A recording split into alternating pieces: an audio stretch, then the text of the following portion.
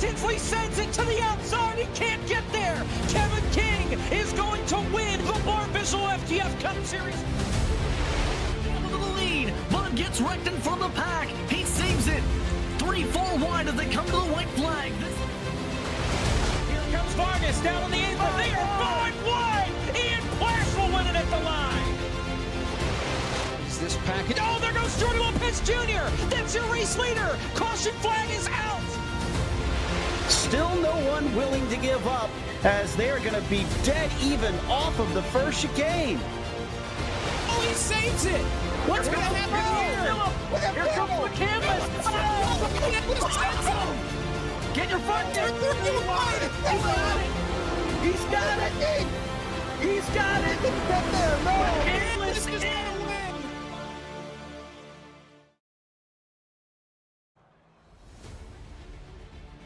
Core, presented by SimWrapMarket.com, welcomes you to the virtual Talladega Super Speedway in Talladega, Alabama. Tonight, Core Season 6 presents the race name for Talladega will be the Brayton Laster Racing Experience at Talladega. What could go wrong? Hi, everybody. Thanks for joining us here from the Talladega Super Speedway. Jacob Pitts, Caleb Hoffman with you. Zach Johnson, our producer for tonight, as always. And 23 drivers set to do battle at the high banks of Talladega. Caleb, it's always a blast when we come to these 2.5 mile or more super speedways. Tonight should be no different.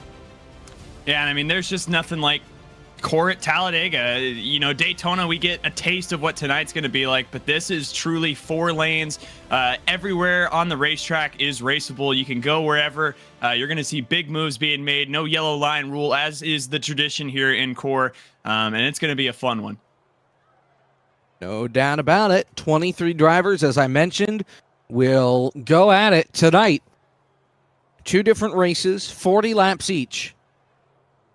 And we're probably going to wreck a lot, but we're going to have fun doing it all night long. Let's take a look at your starting grid for tonight's race here at Talladega. And your pole sitter, your pole award brought to you by Eric Messer Photography. I don't have the read in front of me for like the 9th straight week, but it's set by lowest, at least that amount of points. And of course, whoever's got the most polls at the end of the year wins a trophy for their hard work, dedication to the Core League. It's Eric Messer Photography, official photographer of the Madhouse, Bowman Gray Stadium, and the Core League. Harry Tiller on a poll in the number 1, and then his former number, the 69, that's on the outside, Jonathan Cadell. The rest of your starting grid will roll by the bottom of your screen. And Rusty is moving. He is taking his cowardly EOL penalty, and he will start at the back. It's Talladega, Rusty. Come on. Yeah, we got to start doing something about this. I mean, this is every week just blatant tanking. I don't think it should be allowed. Unbelievable. A lot of returning names tonight. We haven't seen in a hot second. Sean Butler's back in the field tonight. Brian LaPrade is back in the field tonight. Been a couple of weeks since we've seen both of them. Malad Radman is back tonight in the 10. You'll see those at the top of the standings back here in the back of the field. Garrett, Cozy, and of course your championship leader, Frisch. Frisch has a 31-point lead over Cozy right now. Both drivers, 2 wins on the year. Garrett's hanging in there in 3rd in points. Goen is still 4th after picking up the win at Daytona. He has done enough to hang up at the top of the point standings. Schildhouse 5th all the way down through. So there you see our points coming into tonight. Some of the names on that list that you will not see out on the racetrack. TCB, he's not here. Cosman, not here. Dylan Kem, he had a win at Daytona. He is not here tonight. Neither is Joey Stone or Travis Brown. What the heck? Where's Travis at? I don't know. He wasn't. He's here for the around? All-Star race. Yeah, I don't know where he's at. Where's he doing Moon Car tonight anyway? Well, No, doesn't maybe have not. been. It was a post about Saturday night. Got it. Not tonight. Okay, well. There you have it. All right. Harry Tiller and Jonathan Cadell on the front row for the initial start here from Talladega. 40 laps now, 40 laps later tonight here on FTF. Should be a good one. Just 5 races to go in the core season after tonight. Green flag in the air. Core at Talladega is underway.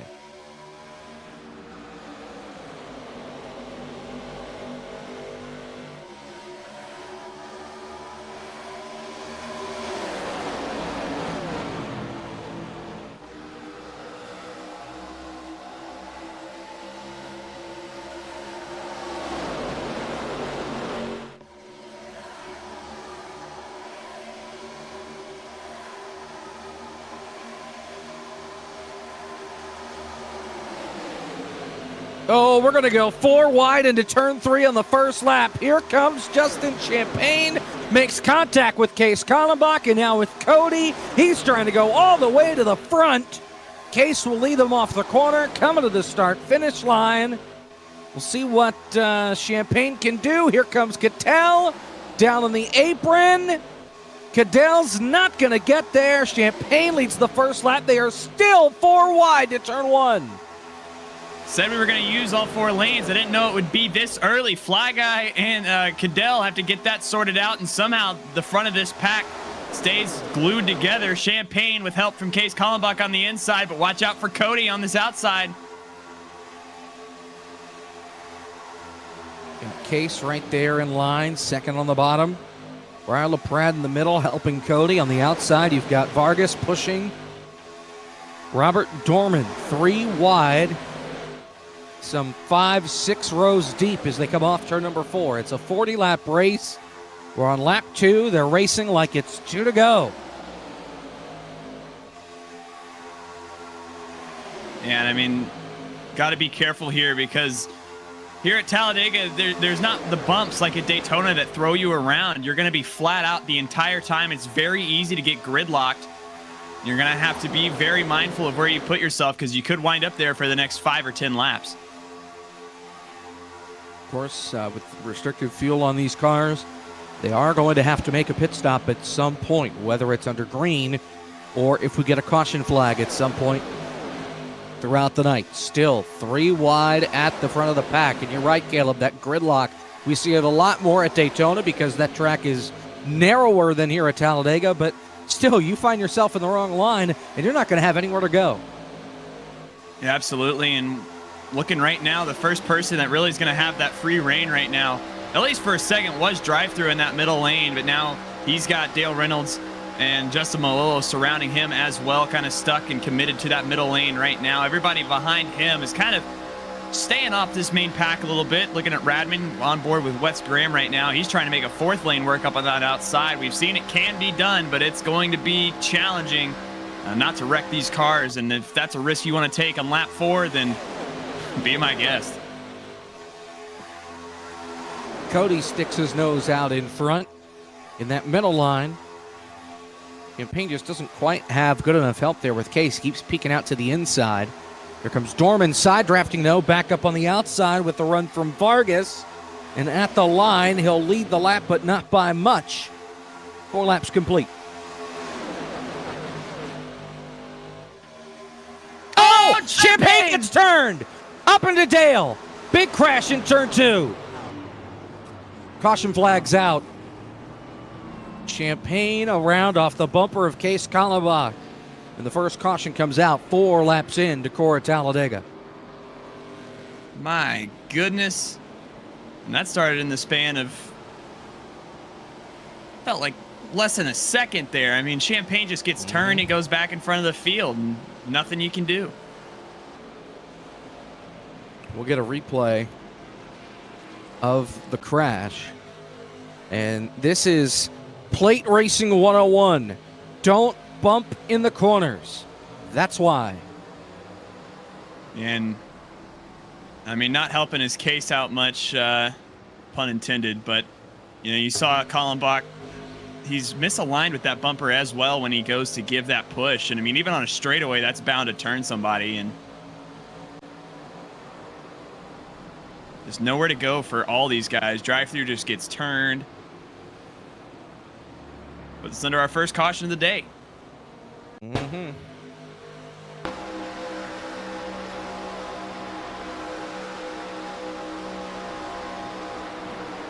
On board, this is with Dale, and he takes a wild ride.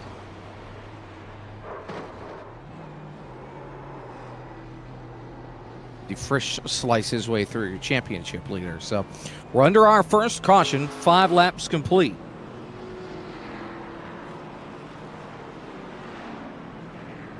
Field will make their way around here off turn 4. Pit road is open.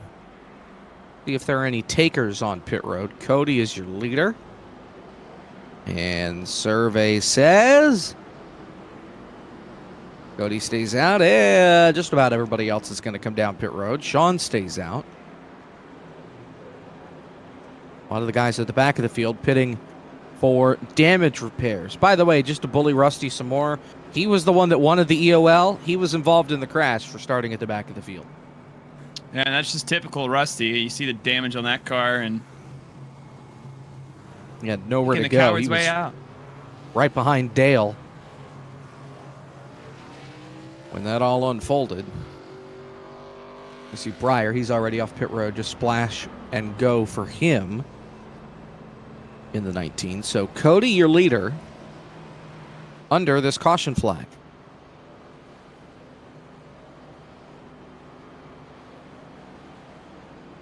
And I mean, gonna have to see the field reshuffled here and see what that looks like. But you're gonna have lots of new opportunities for guys like Cody up here at the front, Sean, Breyer, everybody who survived this madness to make their moves. And you know, it can create new opportunities for sure up here at the front.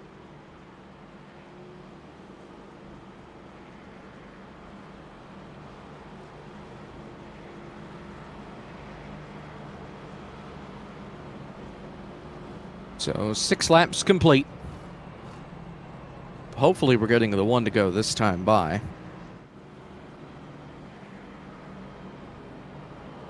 Some drivers took just 2 tires. Others took 4 on the pit lane. You've still got 7 cars still on the pit lane getting service. Cadell, Rusty, Dale, Garrett, McCandless, Champagne, and Gabe Wood all still getting work done after being involved in the early crash.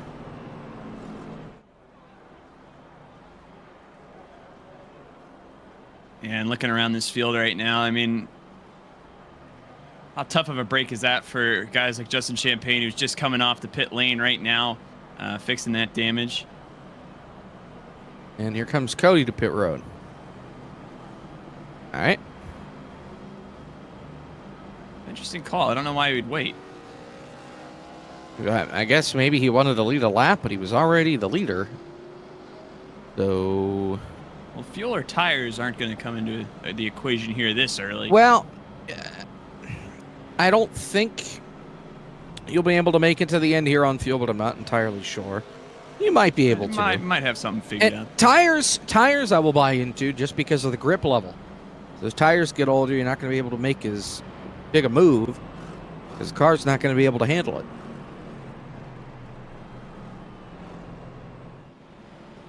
We are at 1 lap to green here. Lights are out atop the pace car. 2 cars I would keep my eye on at this point. Look at that car in second right now, Briar LaPrade, back this week. And then his teammates not too many spots behind him. David Schildhouse, but they're going to pick opposite lanes here. Might just try to find each other naturally on this racetrack. They're going to be starting mighty close, and we've seen them work together in the past here at the plate tracks. Here we go. Fuel makes their way down the back straightaway.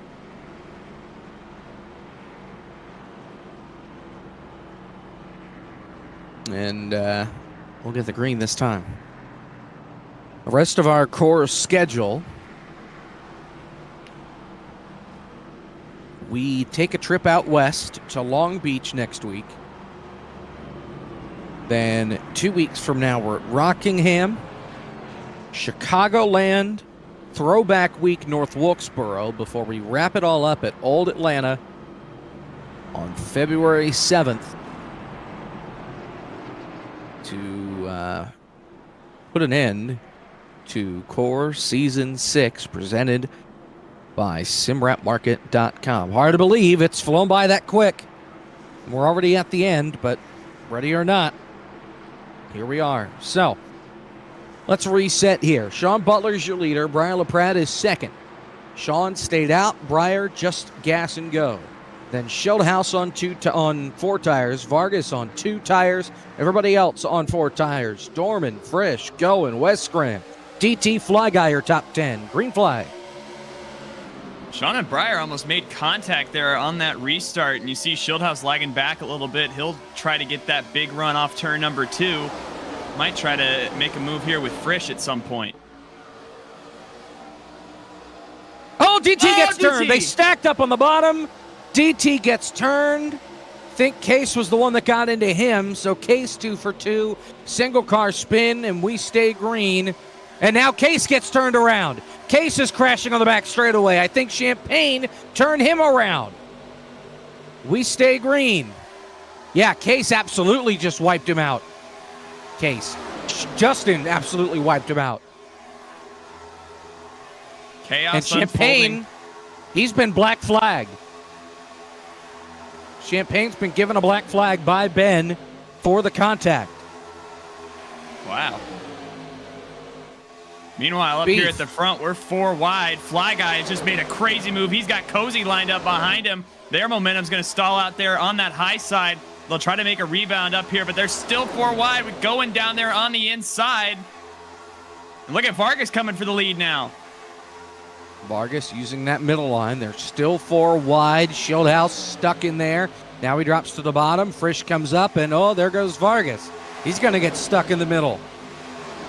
Sean Butler on the outside. You got Briar downstairs. Now Briar washes up to the middle line. Here comes Butler up to the top.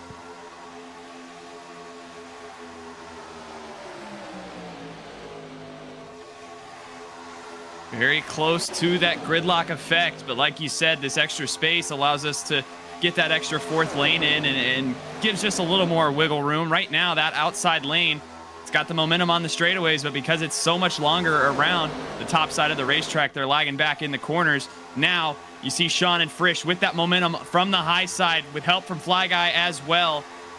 Sean's going to be clear that inside if he wants it, but I don't think he does. Stay right up there with Frisch. Why not? One of the best on the super speedways.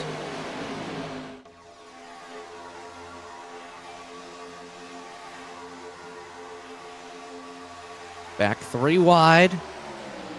Dorman on the bottom. Breyer in the middle and Sean up top. Trouble for Dale Reynolds. He is way off the pace. I noticed Not that as sure. well as... I think this is just the damage from the initial crash. That thing still got a lot of damage to it and just not up to full song. So he has lost the draft big time, and he's hoping for a caution. He can get back to pit road and use that fast repair. Only one driver used their fast repair from that initial crash. It was Cadell. I noticed that Rusty and Blake are off the pace as well. I think just as a result of Rusty's damage, and Blake's just sticking with him. More than a quarter of the way through the race, 28 laps to go. Still 3 wide at the front. Things seem to have calmed down for the moment, but if there's anything we've learned, it's don't bump in the corners. The straightaway is already sketchy enough. You bump in the corners, you know they're going to crash. And it's so difficult with these Gen 4 cars. I mean, there's a threshold for sure, but if you exceed it and lift the rear tires up off the ground, which is so easy to do with how low this nose is, you can see on the rear bumper cam right now on board with Sean, but it's so easy to just get a little misaligned, lift the rear tires up off the ground, and if you're that car that gets those tires off the ground, there's absolutely nothing you can do. You are 100% guaranteed spinning. We've seen how fast things can unravel here at Talladega with how quick they're going around the racetrack. Here comes Still that outside. 3 wide. Fly Guy has been, I mean, just a fantastic pusher. He's been glued to this back bumper of Frisch, and now Frisch going to leave him, go to Vargas down on the inside, and now that might give the opportunity to Fly Guy here off of turn 4. No, Vargas is going to come up in front of him.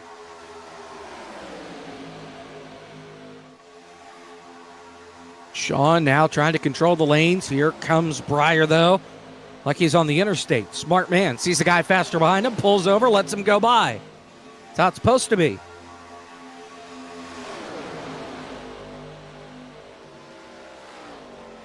And still side by side here. Frisch, he was up on that third lane for a while. Now he's going to have the opportunity to try to push Sean. Look at Vargas and Fly Guy again here up the outside. We're going to do this song and dance for a while, though. Coming up on lap traffic here, Dale Reynolds.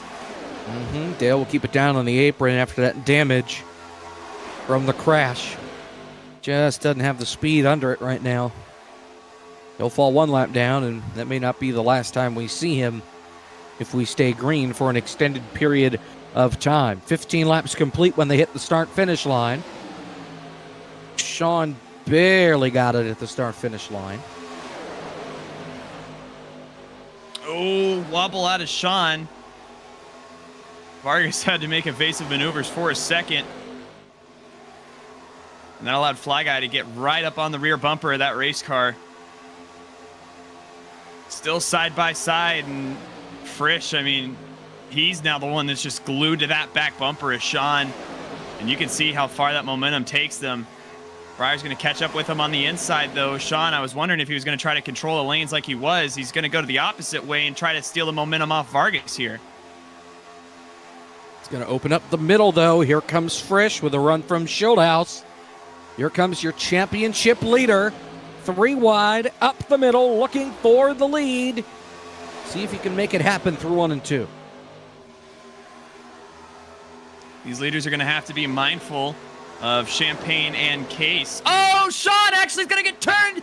Now Dorman spins back up in front of the pack. Schildhouse around to the inside wall with Goen. And the caution's out. I don't know how that wasn't a lot bigger. Somehow only 3 cars go around in that. Hard hit to the inside wall for Schildhouse. Not a lot of damage there to the 24 of Gary Owens. Some, but I've seen worse. Let's take a look at the replay. See how this started. Sean was the first car sideways, but he got away scot-free. Once again, pushing off the corner. I was about to say, you're going to love this one, Jacob. I mean, same thing that caused our first wreck.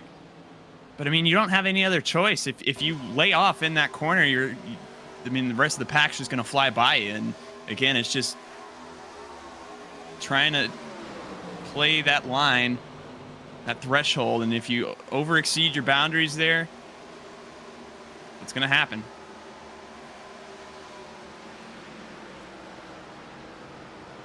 So our second caution, this one right around halfway. So everybody will be good to the end of this race on fuel.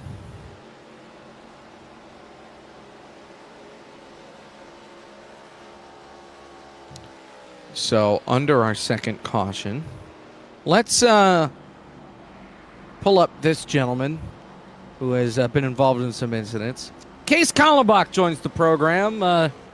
You've been a car magnet tonight, Case. What happened in that early part of the race? First, it was you and Champagne, then it was you and DT, and then Champagne tried to get you back. I thought I was modulating the throttle good enough not to run into him, but I guess I didn't do a good enough job, so that's all. And then him getting back at you there after you got into the DT, was that expected? Yes, that's probably the most political way to say that. What do you think about your shots to win tonight? I don't know. I think these speedways, anybody can win. It's proven on here and in real life, but we're just going to try our best to get the KSDT Chevrolet up there. There you have it. Well, Case, best of luck here. Right now, sitting second. See if you can park it in victory lane tonight. Good luck. All right, man. I appreciate it. That is Case Kallenbach. We don't get to talk to him much, but good to bring him in here and get a word with him after the contact between him and Justin Champagne, and then the contact with him and DT, and then once again Champagne getting back at him. But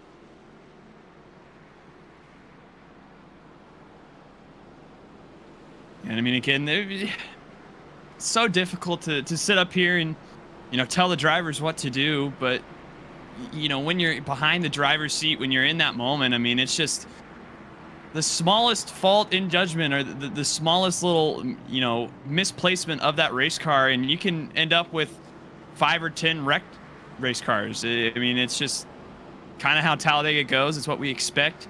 It's just, you know, where are you going to be when that wreck happens, and how do you get through it? That's really going to make or break your race here, race 1 tonight. lights are still on atop the pace car. We should get 1 to green this time by.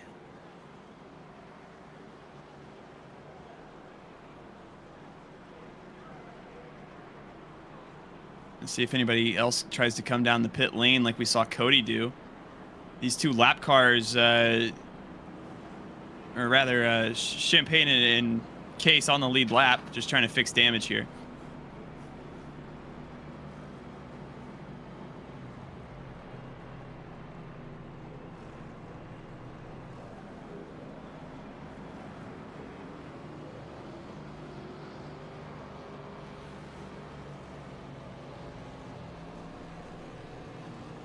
Now we have the lights off the pace truck, so should be going green this time by. It looks like your 2 leaders is going to be Breyer and Sean. We'll pick up right where we left off. That we will. Get to do it all again.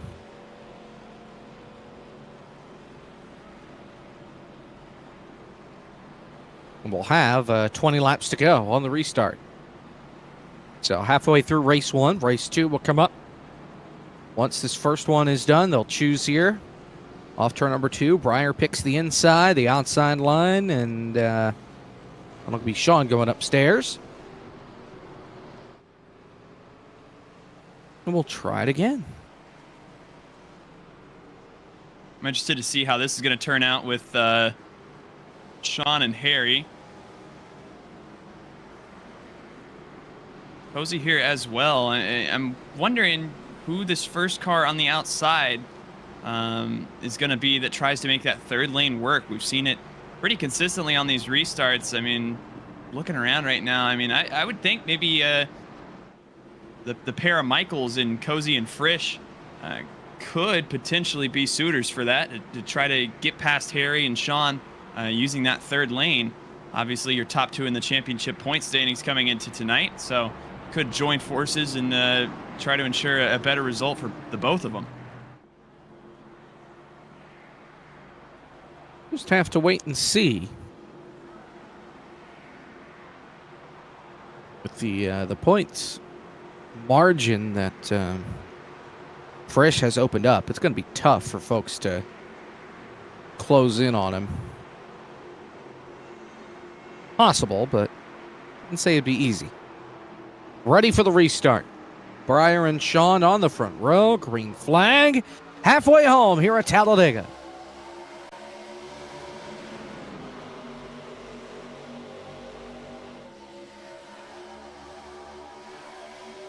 Harry all over the back bumper of that 32. Gave him a good shove going into turn number 1. Now Melillo and Breyer down on this inside. Staying locked together and try not to get everybody stacked up. Here comes Wes Graham. Harry Tiller might try to go up to block the momentum of that 88, although I don't think that would be a very wise idea. Now they're going to be 4. We thought about it. Harry Tiller just getting bottled up there. And I say it's not wise. It's because you see right here already the margin that's opened up. These 3 cars on the inside, they stayed all locked together, and it killed the momentum of that middle lane. Harry trying to go up and block the 88 of Wes Graham. They'll get it back eventually, but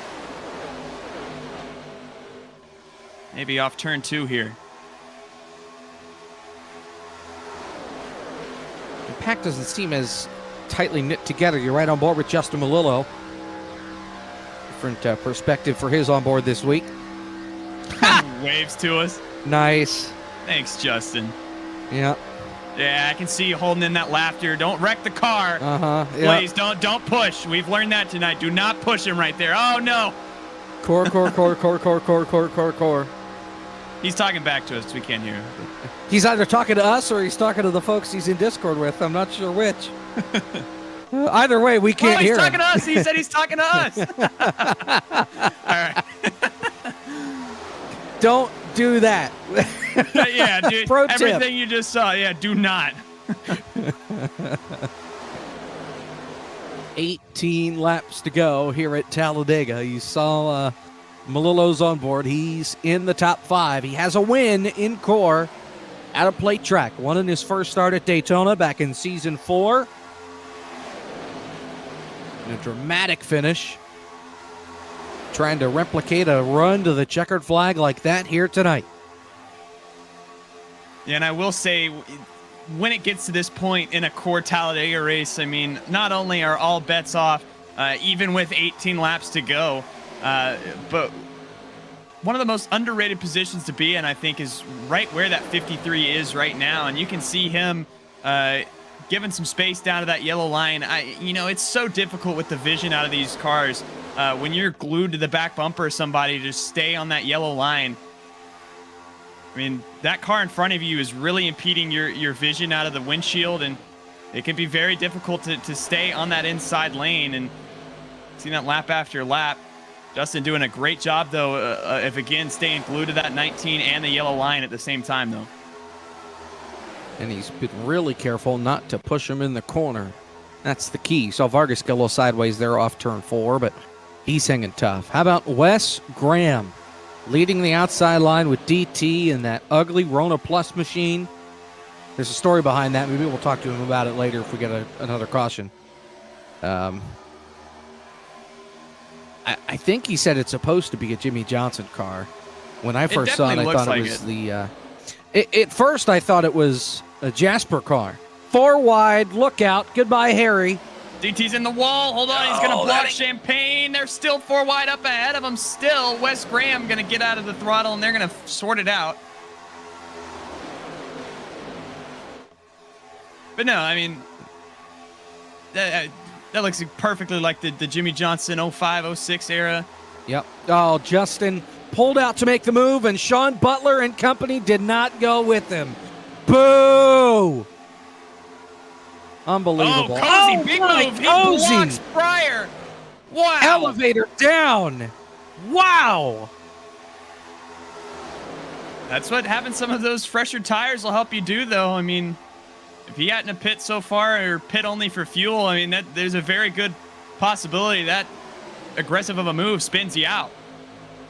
Yeah. You thinking? Goodness. That was dicey. Yeah, he's got some cojones on him, though. I mean, now he's in a very good position here, though. He's got Breyer helping him. Sean and Radman up on the outside. They both have very good help right now. Coming up on Dale Reynolds once again, who has just had a race to forget. So far, 15 laps to go. 14 now.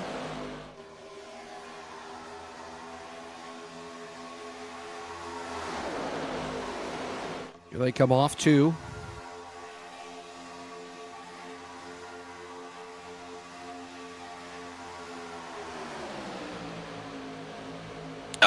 Fresh look to the bottom, and it didn't work. He wasn't clear. You got Radman 3 wide up on the top of the track. Boy, oh I don't boy, know. what a mess. I don't know how they didn't wreck. I mean, that is just asking for it. Now Frisch is down in front of Cozy. Can't do that many more times. Only 14 laps to go. 13 at the stripe. Something tells me we're going to get a big one soon. No doubt about it. It is getting dicey at the front.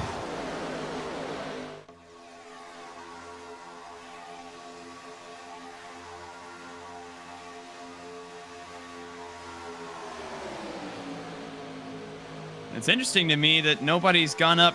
You see Champagne kind of loosely following in this third line. He's got a little bit of help from Wes and Gabe behind, but they're going to need a lot more cars in line together if they're going to want to have a shot, and this might help them. Vargas going to leave Sean and now try to lead this outside lane, giving Radman somebody to push. 3 wide still at the stripe, and this is what we're talking about earlier on. When you get gridlocked, your decisions now, you could end up here easily until the end of the race. Unless you're able to make a 4th line somewhere, but there's not a lot of room to do that. Breyer's dropping out of the pack. He'll drop to the back. He senses the storm coming. So he'll pull over, not risk the damage. Maybe have a shot later. Up the middle. Here comes Sean with the help from Melillo. And you mentioned a few restarts ago about how the pack was starting to get loosely packed together. Now we are, I mean, this is about as tight formation as you can go right now. Just no room for error, no room for mistakes at all. Sean, he's going to try to get down clear. He is clear of Frisch now. Might give some space for Melillo. He has some room with Dorman behind him. A little bit of a gap back to DT there. 10.5 laps to go from Talladega down the super stretch to turn 3. Still 3 wide through this pack. Oh, big move out of Sean. He's going to get turned for it. And him and Frisch slide to the inside wall, hard into the wall. Caution with 11 laps to go. Just slid up the racetrack, and believe it was Melillo that got into the back of him. And it wasn't much contact, just enough to send the 32 around. Watch the replay. And again, it's just Sean right there makes a big move and gets Frisch collected up in it.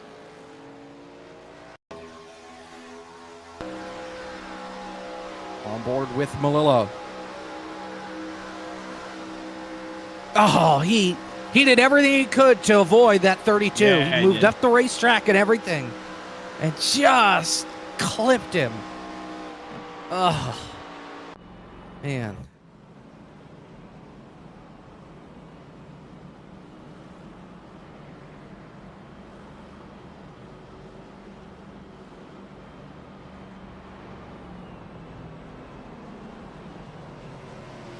Okay.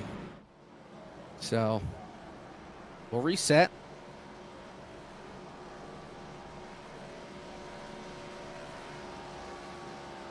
We'll have a little under 10 laps to go when we get the restart. Justin Melillo is your race leader. We'll talk with the driver of the number 32, who was at the front and is no longer. Sean, you've been up at the front pretty much since the drop of the green flag. Take us through what happened there, all four. Well, I was trying to kind of work the lanes a little bit to give Frisch a little bit of air because I was planning on being at the bottom at the end of the race, so he could probably just push me there. The good engine, but I don't know. I guess I didn't realize how close Dorman was to Justin, and I guess Justin didn't have enough time to lift, and he didn't have much of a choice but to run me over, so I should have taken that into account. But I will take that one. We'll come to the back, get the fast repair, and we'll try to get back up there before this thing is all said and done. Like your shots to get the win tonight? It's anybody's game if you're in the packs. So, I mean, we just got to beat, the gridlock before it happens. But if we do, we can probably make something happen. So we'll see. It'll be me and Frisch back there. So we'll try to push each other up to the front and hope for the best. Sean Butler looking for his first win in quite some time here in the core. No, we won at Rockingham last year, and we'll go there in a couple of weeks. But Sean, best of luck tonight. We'll get another one at Rockingham. Book it. No doubt about it. That is Sean Butler. And we'll drag him back to where he's supposed to be. There we go. Done. All right. Yeah, Rockingham coming up. If there's a place, if we put money on core, which we don't, but if we did, Sean Butler and winning at Rockingham, that would probably be, you would lose money if you put money on that bet. And Sean, I mean, good to have him back. He's one of the best in the business. I always enjoy watching him race. Even if he's in 18th right now, he's made it entertaining, at the very least.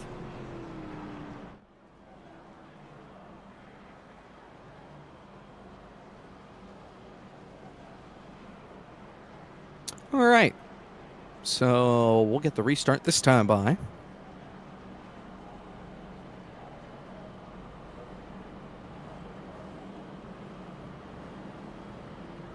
Rather, we'll get the one to green this time by. I don't know what I'm saying anymore, but you got Melillo out in front in old Ford Taurus.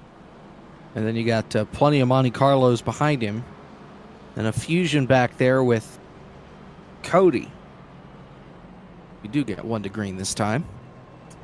I will say that 77 is absolutely cursed. Usually DT's running a Ford Fusion, like that 2009, 10 era Fusion, and to see a Chevy Monte Carlo SS with that 77 on the side is just it absolutely cursed for some reason for me. So not enjoying. Well, let's talk to him about it. All right, let's talk about that monstrosity of a paint scheme that you got there. Now, what is this now? It's something that all the people in the U.S. will not get. So we're off to a good start there. Well, I don't know how to tell you this. I don't paint cars for you. I paint them for me. All right. A little inside joke. Basically, Lowe's in Canada got bought out by Rona, and they turned them all into these ugly-ass yellow, like literal barf yellow stores. Like all the Lowe's in my neighborhood have been repainted to look like this. And I thought, hey, what would it look like on a Jimmy Johnson car? And the answer is not good. You got that right. Yeah, I mean, I've gotten used to it by now. I don't know. Yeah, I'm hoping I don't win in this thing. I probably shouldn't have raced it at Talladega. It's the only track I think there's a shadow of a chance of me doing anything important. No, wait, you mean you're not going to win at Long Beach next week?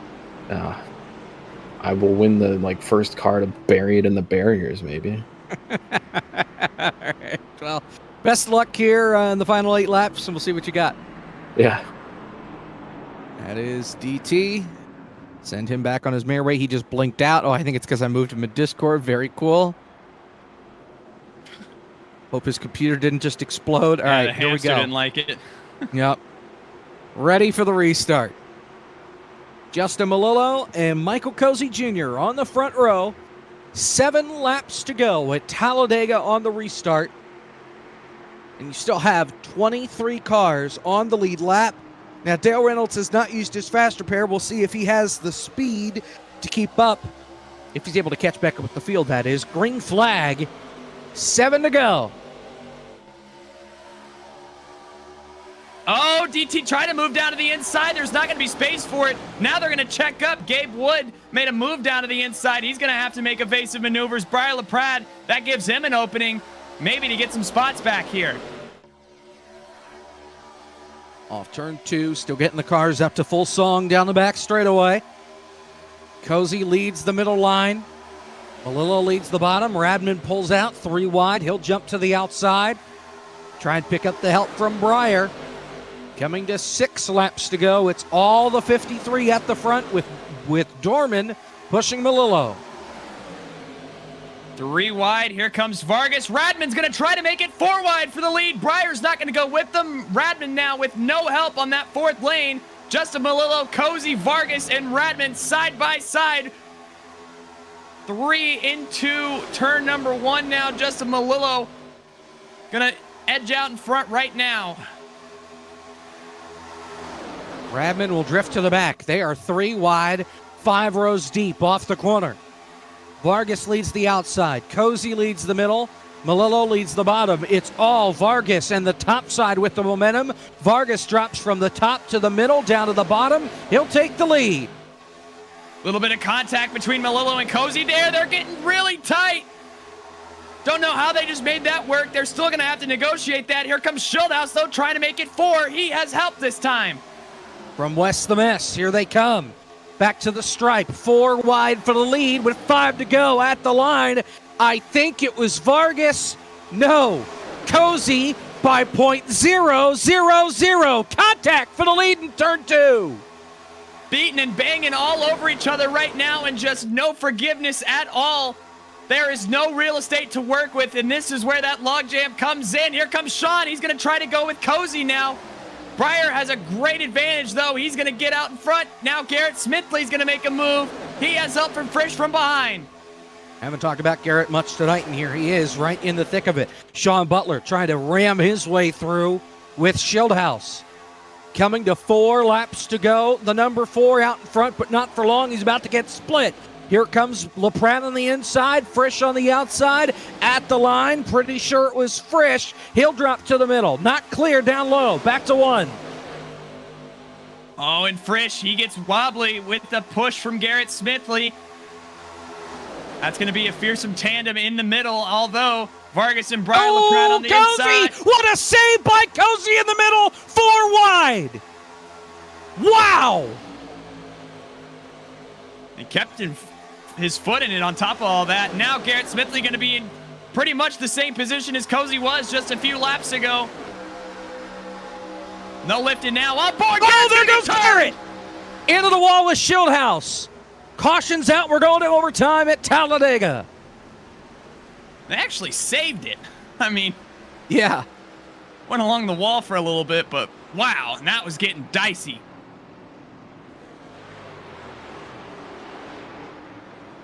Goodness.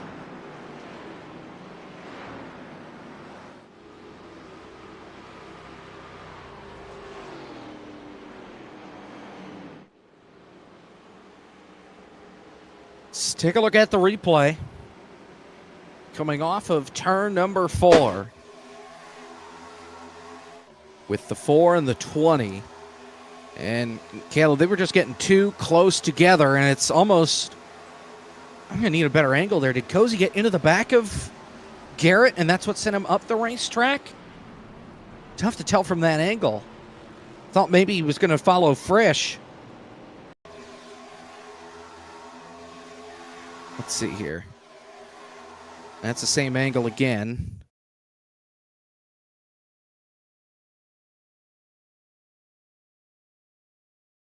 And now he just drifts up the racetrack into Schildhouse, it looked like. Maybe we can get it on board with David and see what he saw. That almost looks like Garrett just watched at the racetrack on his own.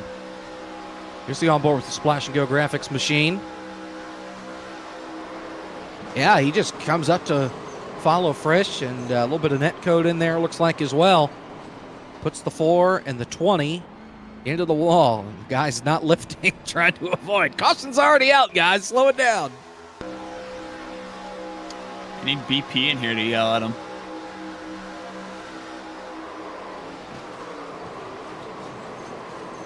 All things considered, everybody does a great job avoiding, and Garrett and Schildhouse as well. Both get out of it. I mean, it could have been a lot worse for sure for the both of them, although the track position woes are not going to help their case here in race number 1. Yep. I still can't get over. Can we go back and replay Cozy saving that half a lap before the crash? Because I don't know how he saved that. I mean, he was just about swatting flies down the back straightaway. In the middle, 4 wide. Like I said, somehow it worked. I don't exactly know how, but it was an incredible, incredible save. And not just a save, but somehow keeping his foot in it on top of all of that. Well, you have to. If you lift, you're going to get run over. Just from every point of view, I mean, it's just an incredible save. And like you said, I don't know how he did it. It was Fly Guy that hit him. And he's racing on a new computer tonight. And on his stream, he said that's why we got all the new computer, all the FPS now, so he could save the race car. And poor Cozy's been having woes with it. Glad to see him back tonight. So we can do stuff like that. Yep. Goodness. What a save. All right. Overtime. 1 lap extra to decide the winner at Talladega. We do have unlimited attempts if we need it. Frisch and Breyer on the front row. Green flag. We're starting up by the outside wall. Here we go. We're going to see them roll to the bottom as they get to turn 1. Sean tried to make a move. He got Wes. Wes is down there with help from Gary Owen now. They're going to try to be 3 wide. They will be with Vargas on the outside with help from Radman.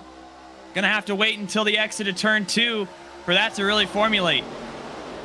Neither the 4 nor the 20 made a stop under that caution flag. So they both still have the damage. By the time they get to turn 4, they'll be up to full speed. And really, they'll have a lap and a quarter to fight it out for the win. Here comes Smithley, 3 wide on the bottom for the lead. Ian Breyer on the inside with not really much support from behind. David Schildhouse lagging back at the moment. Here comes that outside surge of Vargas with Radman. Frisch with Sean Butler across the strike. Oh, there they go! Caution's out! DT gets turned. Breyer, big crash at the start-finish line. The caution's out. We'll do it again. And that is everybody. That's the big one we were waiting for. Yep. Ben threw it before they were even wrecking.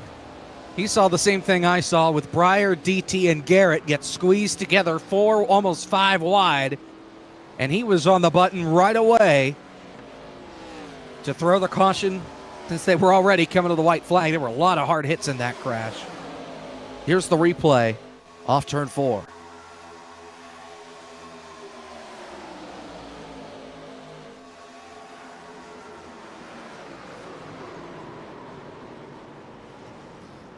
Gabe Wood just made it through down there.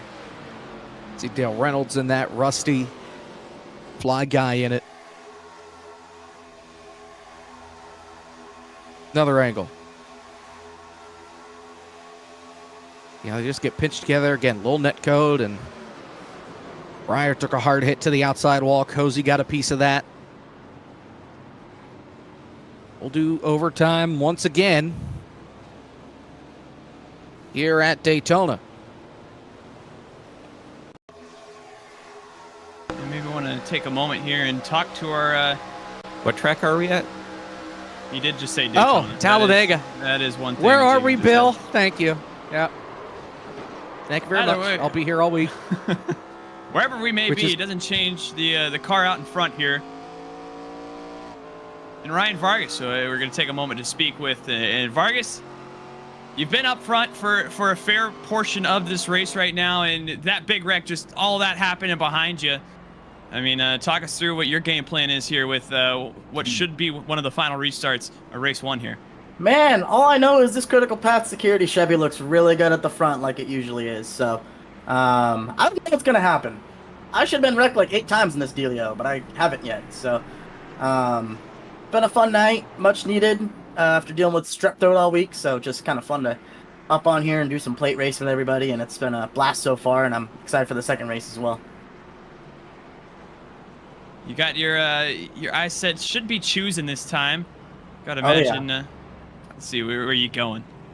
Oh, he fakes us out. Goes outside. You're gonna I like have Frisch right behind you. I mean, he's been a pretty good pusher.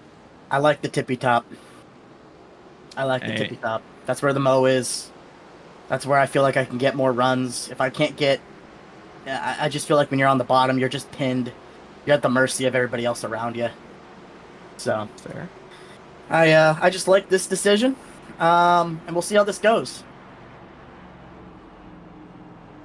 Hey, well, I There mean, you have it's gonna be a fun one. We'll let you get back to it, Vargas. Drag it back. There he goes, and you heard it from him. I mean, he wants to be on the offensive here, and it makes sense. 2 laps Yeah. to go here. It's. I mean, you don't want to get gridlocked on the bottom. Right.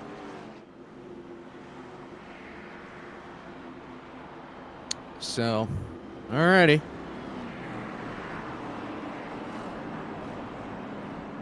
Get the restart this time by.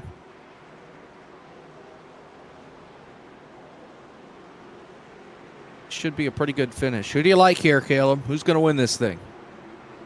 I'm gonna be honest, it might be a little bit of a sleeper pick, but watch that 53. He's got help from Fly Guy behind him, and I think Vargas and Frischi are gonna get tangled together at some point. Give me Malillo. Pretty good pick. I like the odds. Here we go. 2 laps to go at Daytona. Green flag. Oh, they're wrecking. Going, Cozy, Rusty, Harry Tiller, and DT. We stay green. Now more trouble. Now the caution's out as Champagne piles in at the exit of pit road. Caution is out. Now Gabe Wood gets turned. Cody ran into the back of him in turn 1. I don't think he knew the caution was out. Oh my goodness.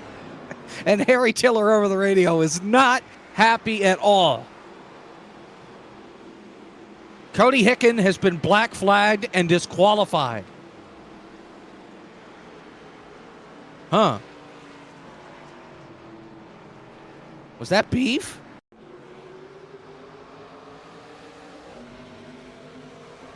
Is that why he got DQ'd? Was that beef? Because, I mean, there was no contact there. And then he goes up and hits Gabe Wood.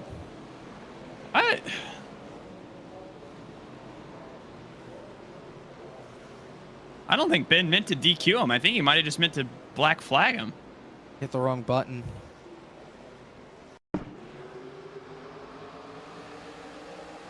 Ben says it looked intentional and it was under caution. There's the wreck. And if we stay on this long enough here with DT, you'll see Rusty come in from the right, and here's Champagne. Pow!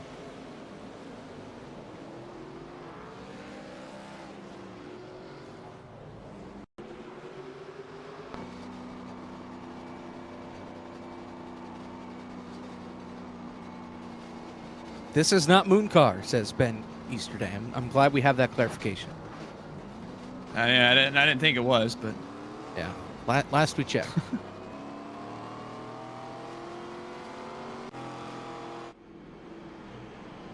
All right.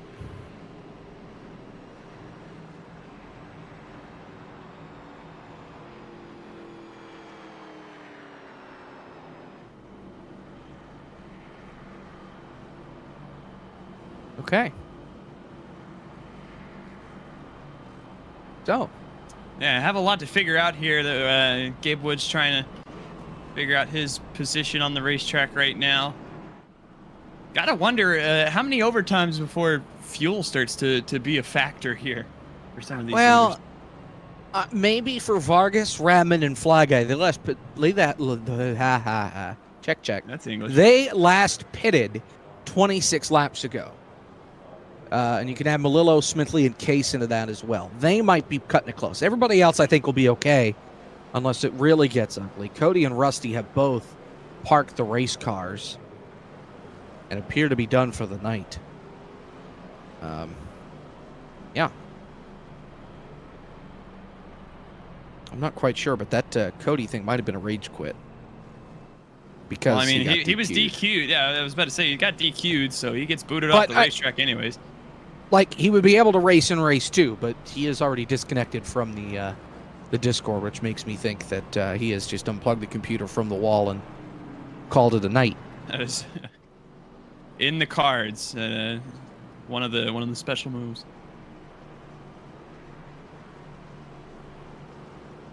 By the way, I mean, look at Vargas. He's on the apron here. Makes me think that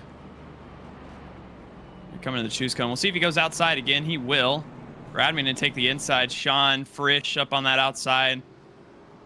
And again, talked about it a little bit earlier, but got to imagine with this late in the race that someone's going to try to make a big move up to that outside and try to make a third lane.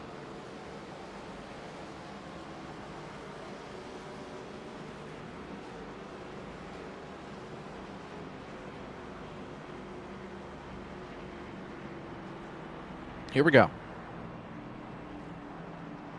Get the restart this time by. This is our third attempt at a green-white checkered finish here at Daytona. I did it again at Talladega. Goodness. What is Where this guy? are we, Bill?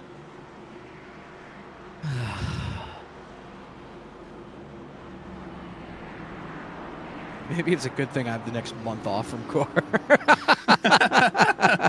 Yeah, get this guy out of here. Oh, boy. I've never misspoken before, ever.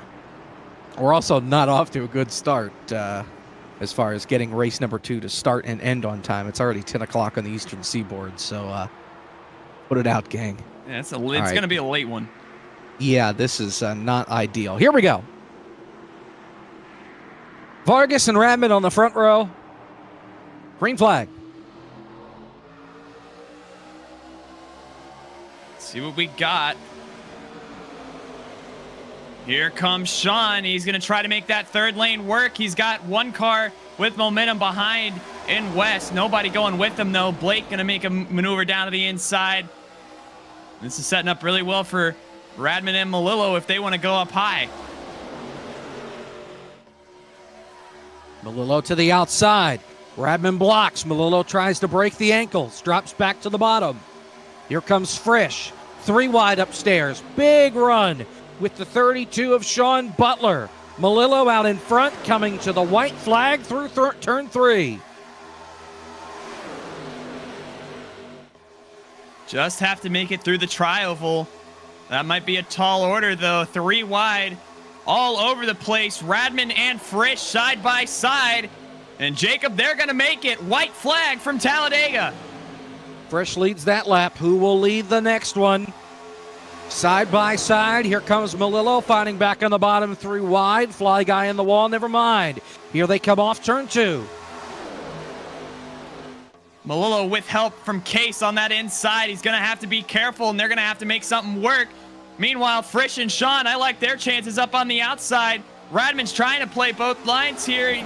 Vargas is looking for places to go. I don't think he's going to have the real estate to do it, though.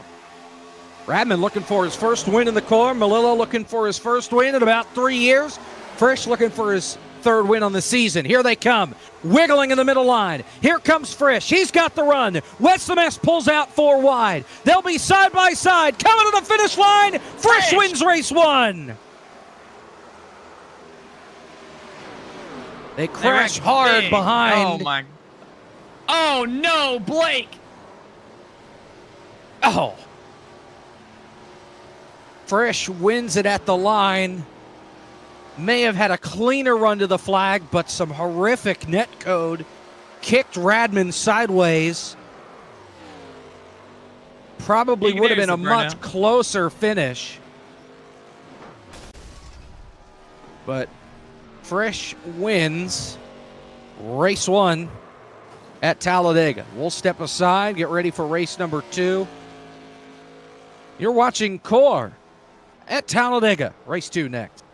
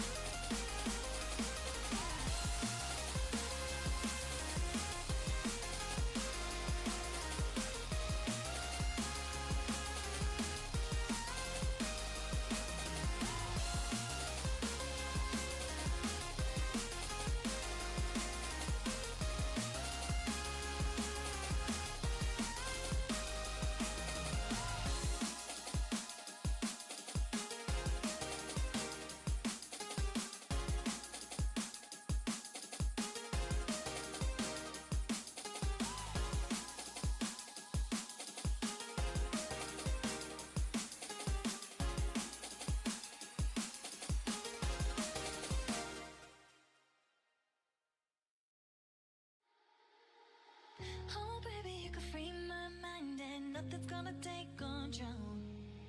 I need something that I could never find, boy, you got it and it ain't for sure.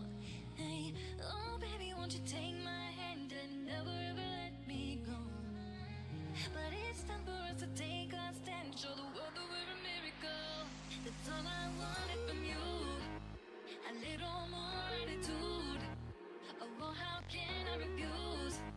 'Cause you're the one that I choose. 'Cause all I wanted from you was for our love to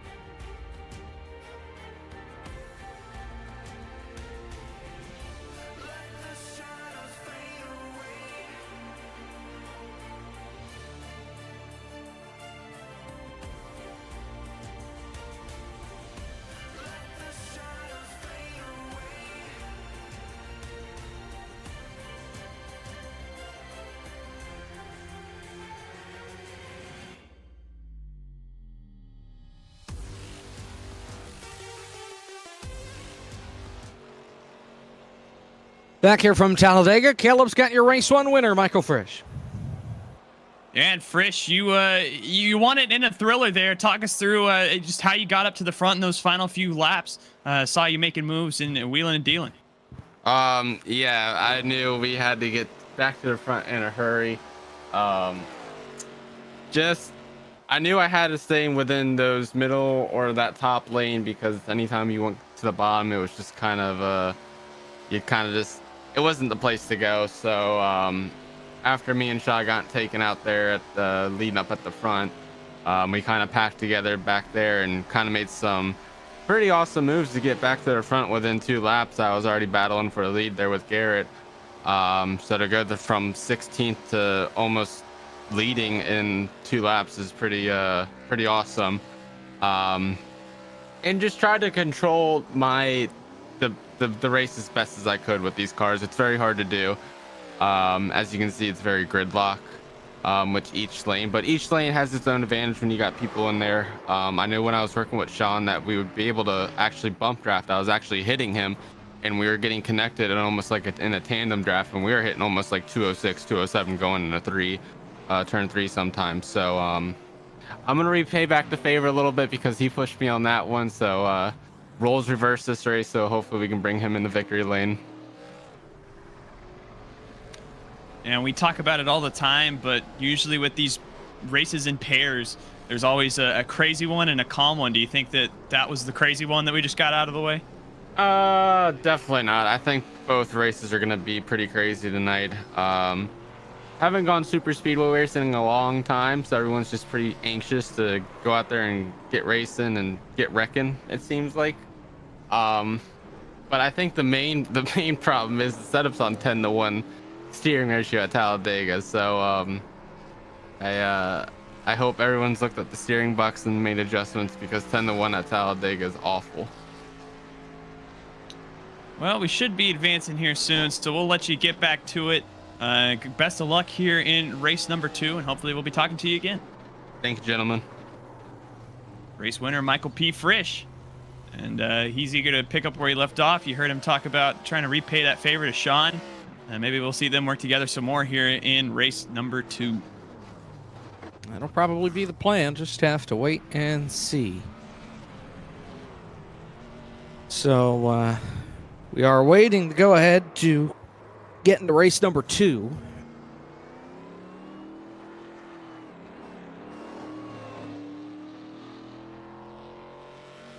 Just a reminder, by the way, that signups are open for the Bar Visual FTF 500.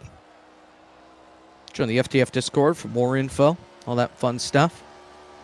We'll be doing that song and dance throughout the month of February and the end of January. We'll also have the Daytona 2.4 coming your way on Saturday, right here on FTF. And Lord help us, because I will be in the unique situation of, because Zach got a real job, I will be producing and broadcasting the race. So if it looks like crap, blame Zach, even though he's not in control of it. So, yeah. At Daytona 2.4 with the GTPs, the GT3s, and the NASCAR Next Gens. You'll see that 9 o'clock right here on Saturday. All right, race 2. Let's take a look at your starting grid. Cody Hicken is back. He will start on pole position. Rusty to the outside. Then you got Champagne, Schildhouse, Goen, Cozy, Harry Tiller, Fly Guy, Gabe Wood, Blake McCandless, your top 10. The field will scroll by at the bottom of your screen. As we wait to go ahead here to get into race number 2. Caleb, we want to talk to anybody on the pace lap here? Yeah, I mean, you know my go-to pick every time, and we got to make sure that he doesn't make a big mistake here. And we're going to talk to the outside pole sitter on the track right now. Rusty Walrus, you're not taking an EOL, are you? I hate to give you the bad news. Ben, don't give it to him. Ben, don't give it to him. Make him start on the outside. I won't. Yeah. Good. All right. Thank you. All right. He can't take the coward's way out this time. You took an EOL in race 1, and you were still involved in the wreck. So, I mean, what do you have to lose here? You know, I guess the one benefit of staying up front is Blake McCandless will be nowhere near me to begin the race. So, Wow. If you were watching the race, I did see that. Yes. What was going on between you two? I'll have to let him explain it someday. But I couldn't get away from Blake all race one. What do you mean someday? How about right now? Yeah. No, Blake McCandless joins the program. We have beef. No. Wait, what? Rusty said he didn't want to be anywhere near you, Blake, in that race one. I did not say that. Talk us through what was going on between you and the 59 machine there. I was just pushing him. That's not what Rusty said. Rusty? Dude, we were going to the front. Blake is my best drafting partner. That is not what you said 20 Check seconds the tape. ago. Rewind the tape. He was saying that you were all over him. I trust Rusty. He's a Okay. really good father, you know. Okay. Wow. All right. Now we're getting personal. Well, we're rolling here, and Rusty, you're not EOLing. Dude, I already took it. No. Ben said he's not giving it to you. You got to get up to the front. Yeah, My Ben did goodness. not give it to you. Oh, no. All right, well, Rusty's getting black it's flag. Frisch. It's Frisch. I thought it was Blake for a second. Oh, my goodness. Well, we'll let you get set up here because if you're starting from the back, you got Rex to avoid here. All right, thank you, best boys. of luck here. What are y'all trying to conjure up here? I mean, good grief. Blake, he was saying heinous things about you. We just had to get you up here so you can defend your Highness? own name. Heinous? My goodness. Highness! All right. Your You Highness? know what, Blake? Are you cool with just calling this thing? No, that's y'all's job. Although, I mean, good grief. Yeah. I mean, the way y'all are trying to just manufacture beef, I mean, y'all are just the mainstream media up here. You have an NBC logo Wow. on the hood, Blake. Yeah, but All right, it has well, a NASCAR that's- logo on it, too. All right, that's shut Yeah, up. all right, He's thanks. outta Yeah, here. he's gone. All right. 40 laps. And hopefully you put some extra horsepower in this thing so it goes by faster. There's your weather update. Air temp 66 degrees. I'm sure that's absolutely not realistic whatsoever for December 20th, the year of our Lord 2023. Actually, on the contrary, this is about the temperature it was during Christmas here down south, so I believe it. Let's take a look.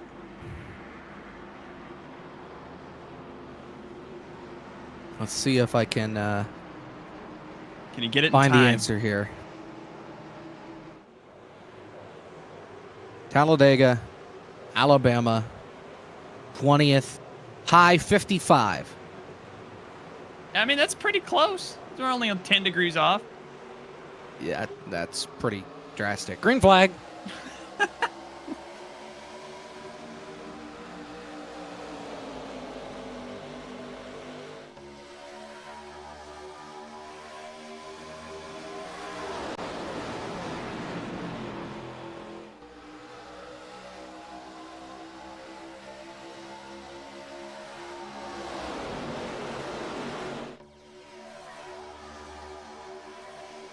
He's just having fun. That's Harry Tiller.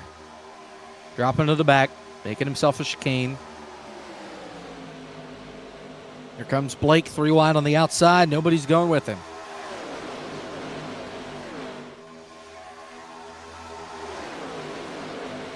And he's trying to give some help to Fly Guy. Nobody, like you said, going with him, though. Them by themselves, though, they got a solid bit of momentum here. Fly Guy could have a shot to lead this lap. He will.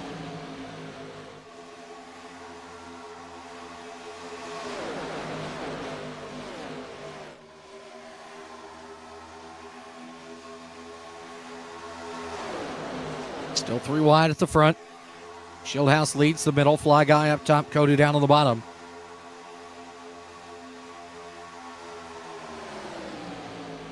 Sean's trying to make it a 4th line up there. Got the wall. Down the back straightaway. Oh, no, Cody. Hang on to it. They're wrecking. Big. Trash heap. Well, Oh, Cody's upside down. Tumbling off turn 4.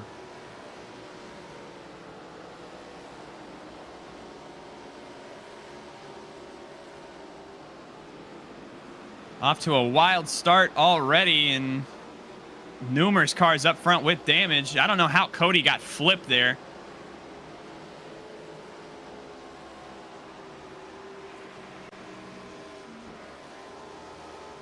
Well, He got hit at the very end of it. Yep. Here it is. So he just... now, we were told that he had an issue with his wheel, and that's why he crashed into Gabe Wood. I wonder if that's what happened here going into 3, because that thing just started going up the racetrack. Maybe there may have been netcode in there, and you saw the contact with Fly Guy that sent the 28 upside down.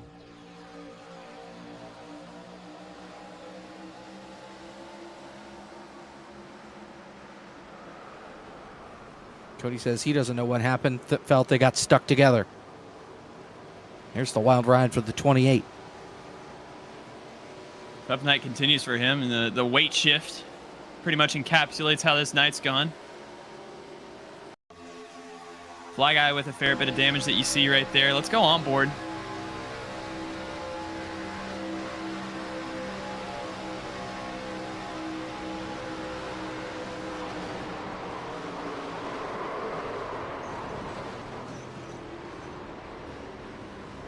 When you think it's all done, look out.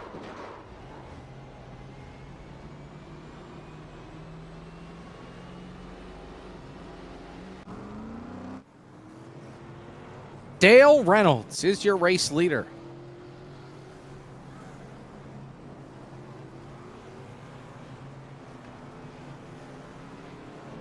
Yeah, this is going to shuffle everything up nice. As you mentioned, Dale out front. Sean somehow avoided that and has already made his way back up to second. He's in just great position right now. Gabe Wood up here. Michael P. Frisch, Justin Champagne. The faces that we've seen earlier tonight, but it's pretty scary that Sean and Frisch are already up here in the top 5.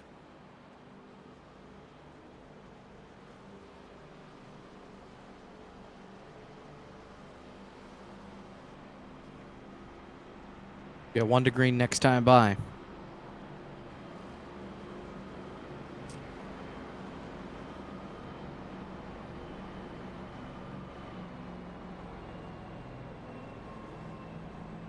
And gotta wonder what the moves up here are going to be in terms of, you know, the choose cone. Is Dale Reynolds going to go up high, go down low? I'm wondering here who goes with them. It's my bigger question. If Sean and Frisch right now 2nd and 4th, you gotta think that they're conjuring something up, talking back and forth, trying to figure out which lane they're going to go in to try to get back together and work together up here at the front and put themselves in a good position for later on.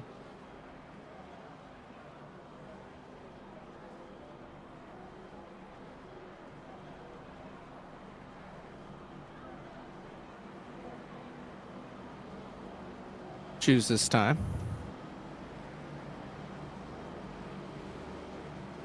We need to check in with Gabe Wood and this wreck avoidance from the crash, because apparently he did something. Right on board with Gabe. See what happened.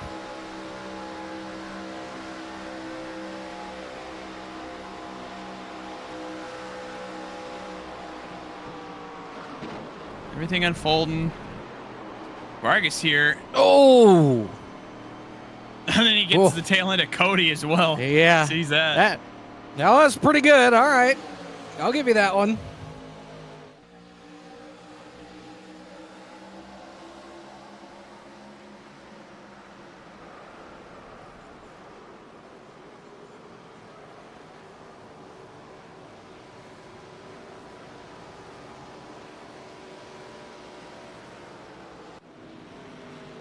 Choosing here off 2.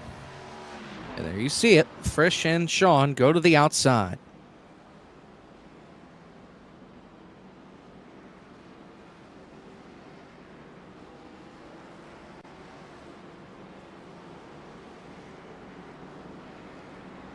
And that's going to be a fearsome duo working together. And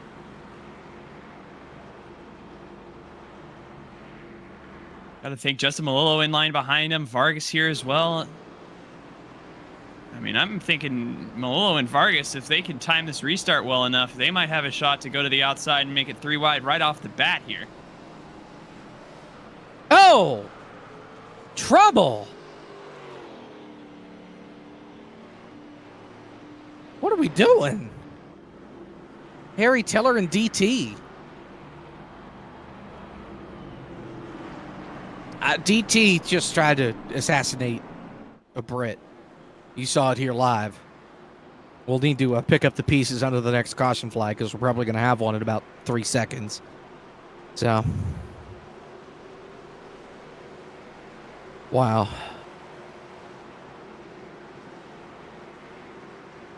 Reckon even under yellow. Yeah. Here we go. 5 laps complete. Green flag.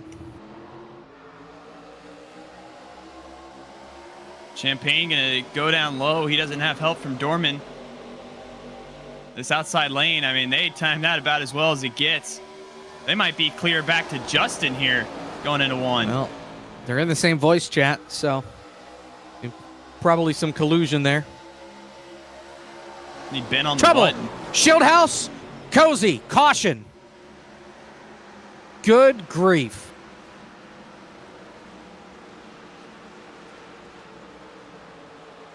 Short yellow and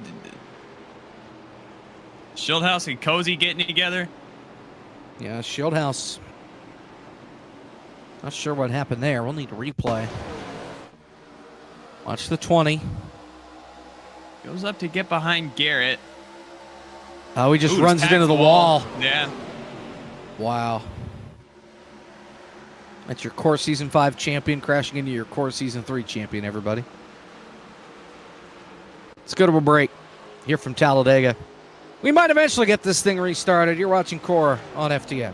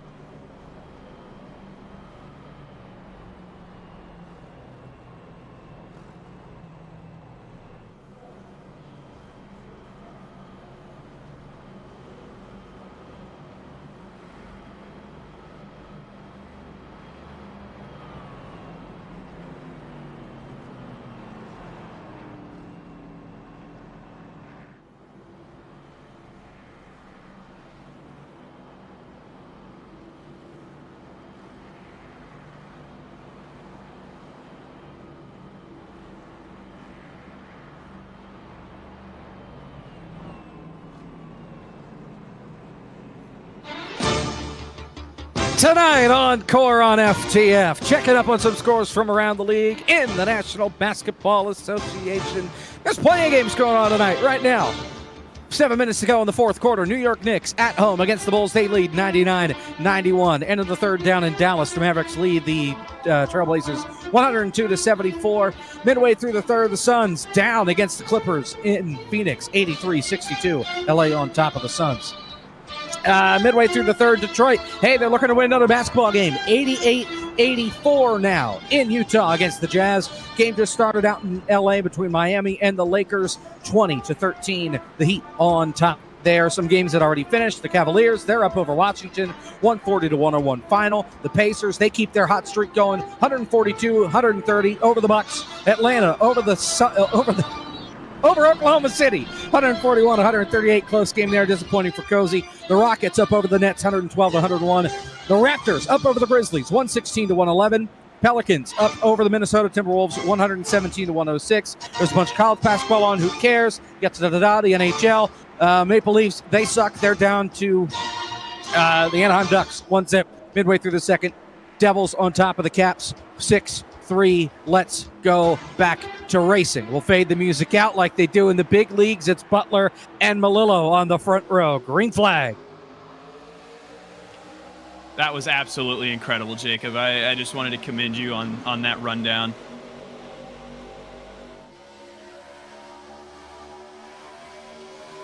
Either way, back to green here, and hopefully you don't wreck.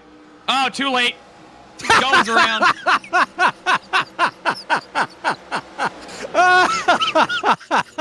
I think we broke Jacob, guys. Hopefully they don't wreck. Caution's out. Oh, my gosh. All right. Well, you know what that means. No. A replay and a restart.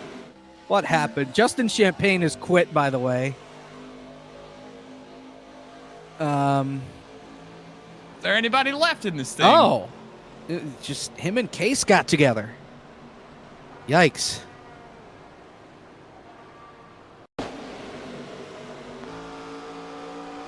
On board with Cody.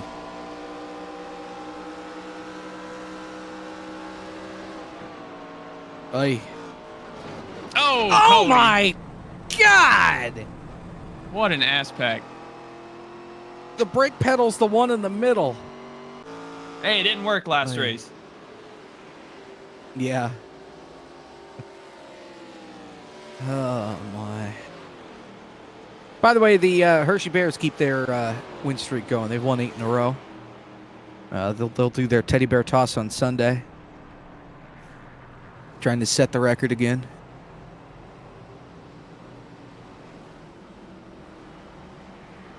Sure, let's talk to Justin.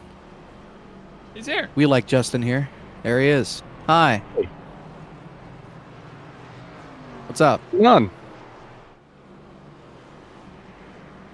You can't read it? It says sign up.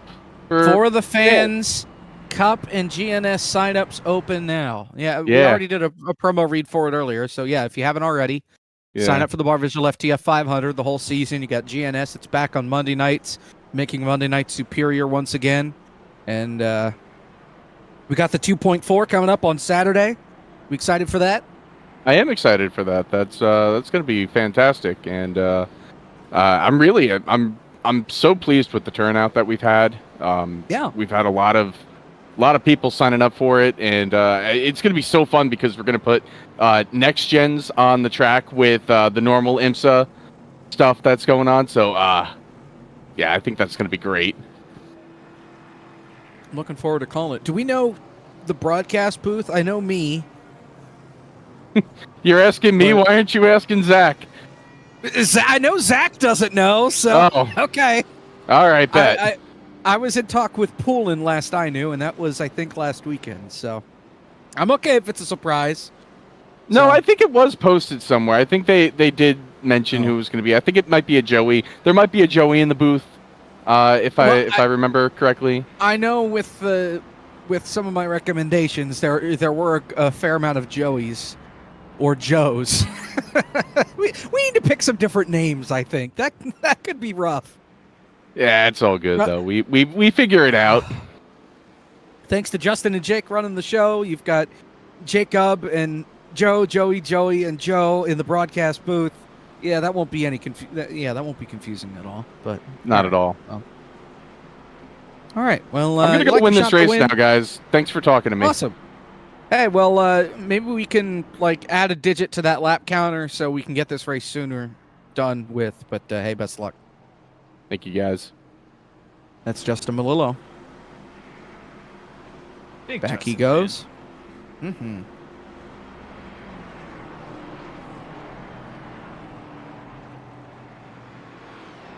Oh my. I see what has been posted. I might have been quiet for a little too long. There's some Yeah, devilish things in the works. awkward silence for 10 seconds, and then the Hey, music. sometimes you get. Hey, I got Chrome muted right now. All right, we're doing the best with what we got. Yep, something like that. Shame you can't see the waveform or anything. All right, here we go. Sean and DT on the front row. We've got low. 29 laps to go. This looks horrible. Green flag.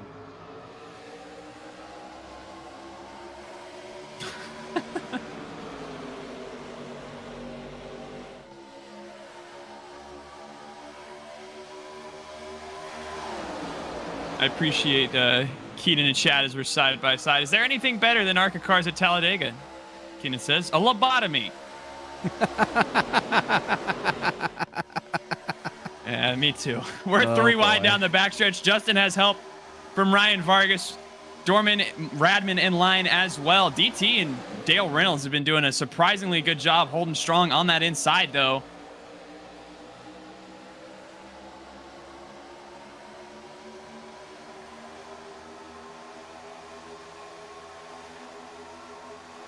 For the first time in a hot sec, we're going to complete a lap here at jinx it. Talladega. Nah, they'll make it. Justin Malillo, your leader.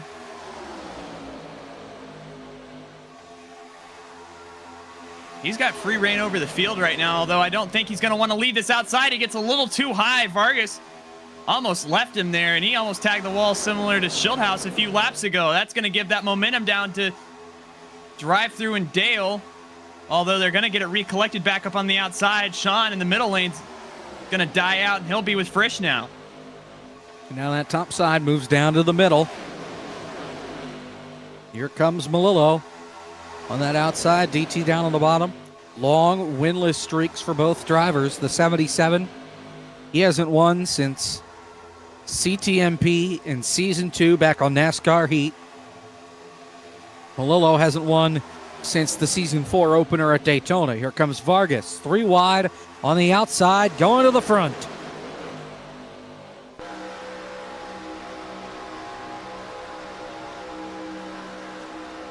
DT, again, using that momentum. Radman and Cozy working together on the outside, though. They have a pretty good run. And just about stuck where we're at right now. Look at Rusty. He's kind of slowly falling back. As soon as I said his name, he hit the wall. Unbelievable. Watching the On broadcast. brand. These things happen.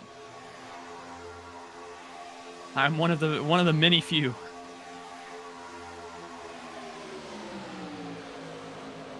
Oh, Dicey it got up at the dicey. front. Yeah.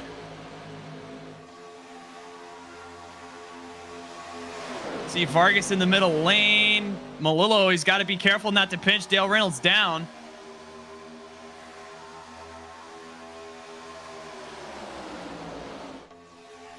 And now that outside lane again, gonna try to use that momentum.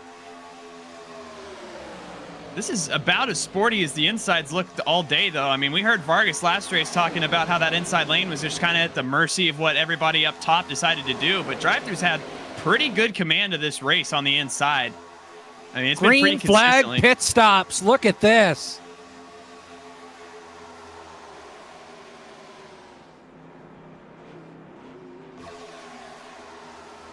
So, all right.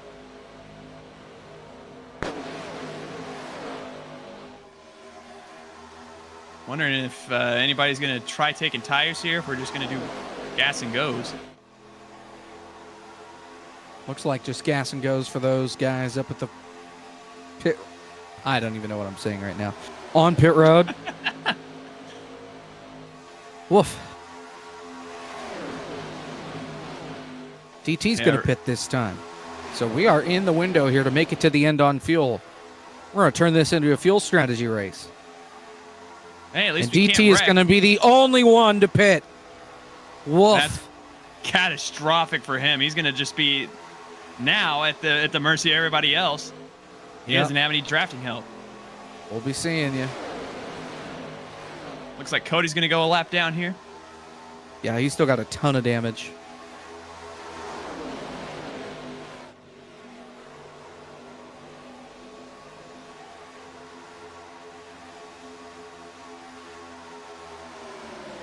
And now On it's the a back waiting straightaway. game up here at the front, and who is coming down next? I mean, we know the window's open, but when do you And everybody take it? is going to have to stop here in this lead pack. They are going to have to stop one more time. The question is when. I'm thinking maybe they're going to wait it out, see if they get a caution. Well, that's my thinking. I mean, if you push this as long as you can, then I mean, not only do you have the room to do that, but it gives you extra assurance in case you need it at the end of this race. In terms of if there's, an extended amount of overtimes, which we've seen is definitely not out of the realm of possibility here. Well, and you're only going to be chasing 6 cars that have already stopped. So the pack that you have, as long as you can stay somewhat together, you're going to have enough cars where you should be faster. Question is, do you have enough time to catch them and try and pass them? So Radman leads. Here comes Vargas back to the outside for the top spot. Fuel strategy mode underway.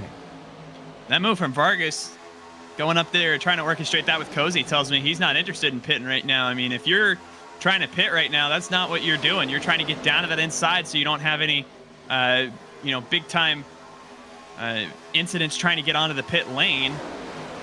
And Vargas, he's going to that outside, trying to get track position here to get past Radman.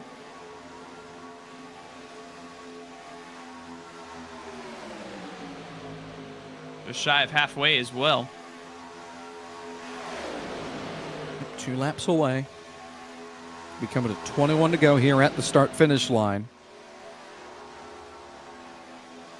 Vargas with Cozy on the outside, and it's just really those two. Almost everybody else lined up on the bottom of the racetrack, but Vargas and Cozy have been able to hang tough up there on the top.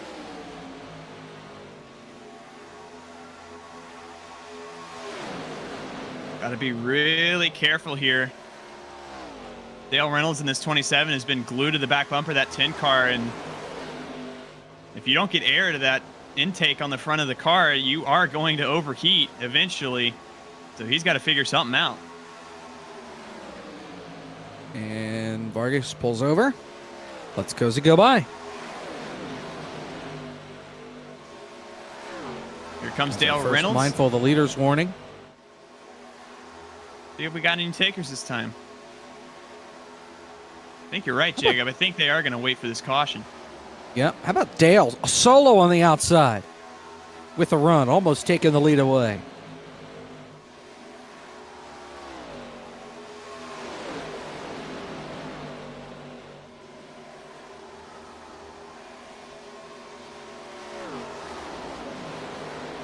Case Kallenbach, another lap car with damage on that outside. They're just going to try to get on by, and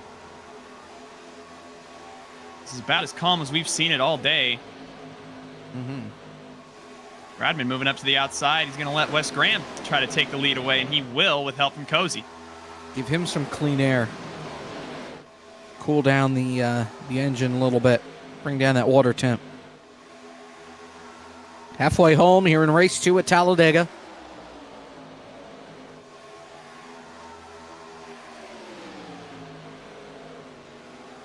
And this group of 4 right now, Vargas trying to catch back up with him. He has help from Dorman and Malillo behind. More lap traffic. Cody Hicken with damage still on that outside, and they're coming up on drive-through here in the next few laps, who was a part of this lead lap but just got left out to dry when nobody went down to pit road with him.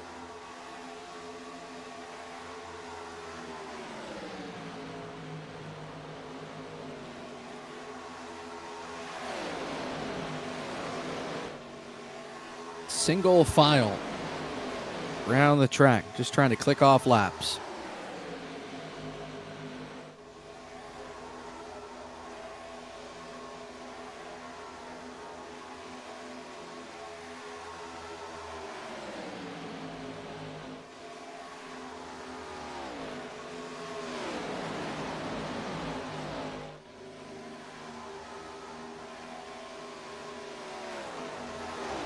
I'm interested to see if DT's just going to stay here or not. And if Graham picks him up or if he tries to just blow right by him. We're going to go to the Wesley's gonna go to outside. the outside, yeah. Yep. So DT may wind up right in the middle of that pack. He can get the draft off these guys. Maybe that's what he's hoping for. And then try and get his lap back the hard way and lead the pack. Hey, but I mean, he's in a good position here. That's completely doable. If he gets Vargas or something like that to go with him, that can open that pathway up and could even give a shot to guys like Case Kallenbach, David Schildhouse, Cody Hicken, make their path to getting a lap back a lot easier.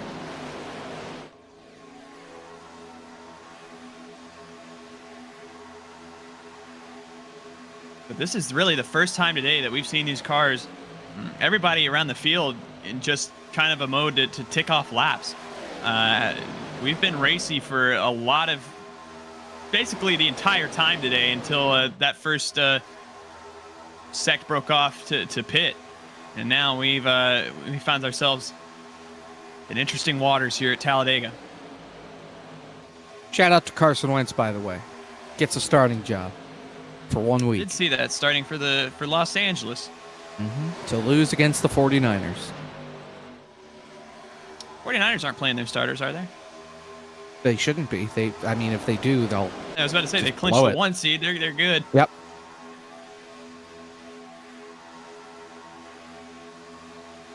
So yeah, we're just choo-chooing right now, which I'm okay with because that means we're going to get this race over with potentially, hopefully.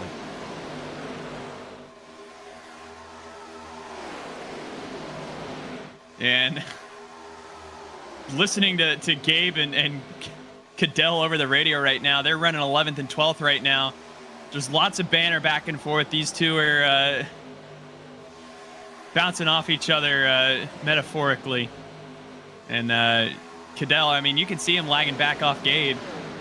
But I mean, they are talking so much crap to one another right now. It's probably the most entertaining thing going on in this session right now. 15 laps to go.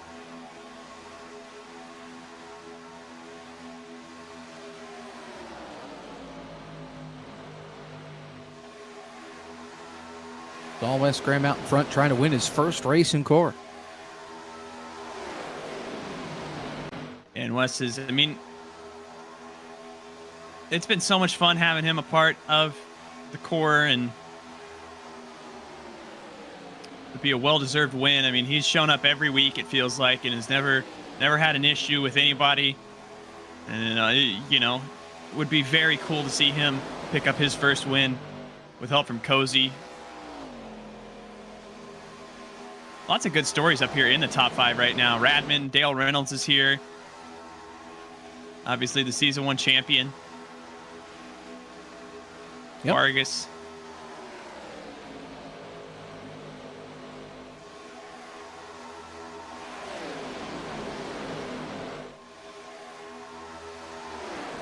And now, I mean, there's a big gap opening up in front of Radman here. He's got to be very careful to not let these front two get away.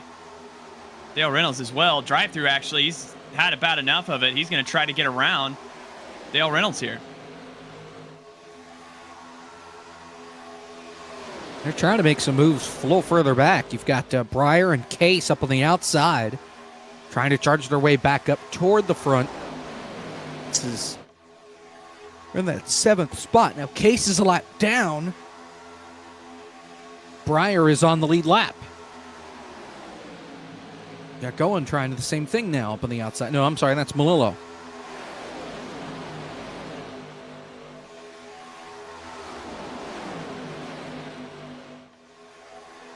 Gotta wonder if we'll see West drop back here at any point to give the 99 clean air. But keep in mind, I mean, at the rate we've been taking laps off at this point, I know it seems insane,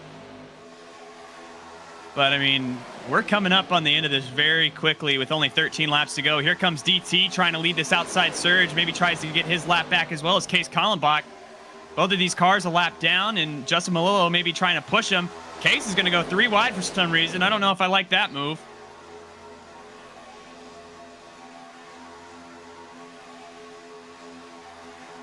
I understand you're racing for the lap back, but that's just going to stall their momentum out here, and that's exactly what it does. DT's going to fall back in line, and now Justin and Case, kind of like an anchor attached to him. Now DT's going to hop back out of line, and he has momentum. He'll try to get to that outside quarter panel of Cozy now. Doing a great job of just picking them off one by one. Case is trying to, an alternate method though. He's trying to just get it all at one go. I don't know how successful he'll be at that. Here comes Cozy. He's hopping ship. Needs fresh air on the nose of that 99. Case not going to go with him though. Yep, Malillo's going to follow that 83, 82, stay up to the outside. He's not going to help Cozy either. Yep. Malillo clear, new leader. Used the lap car to get to the front, plus it puts Case back on the lead lap. And that's made the life of DT harder. Now he has 2 cars to pass, and now Radman's going to get by him as well. Case might get relapped here.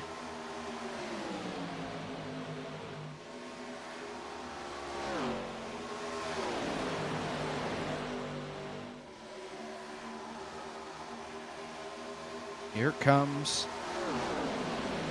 Cozy back on the outside, retakes the lead. Radman trying to get there as well.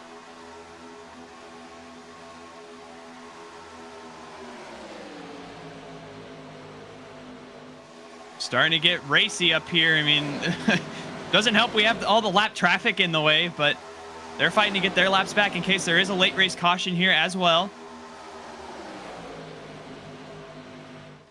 Here comes Cozy on the outside. He's got help from Radman and DT behind.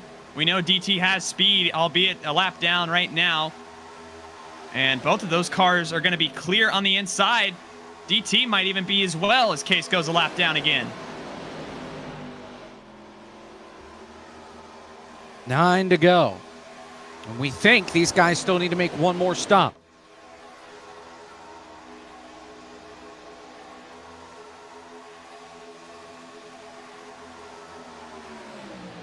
Oh, there's going to be contact. Case gets shoved out of the apron.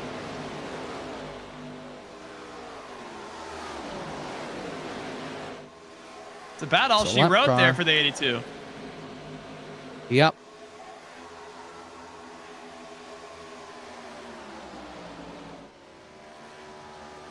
Dale onto pit road now. Was one of those guys that stayed out with the rest of these leaders. I'd have to think, Caleb, you want to pit now so you have enough time to get back up to speed and catch the guys that pitted earlier.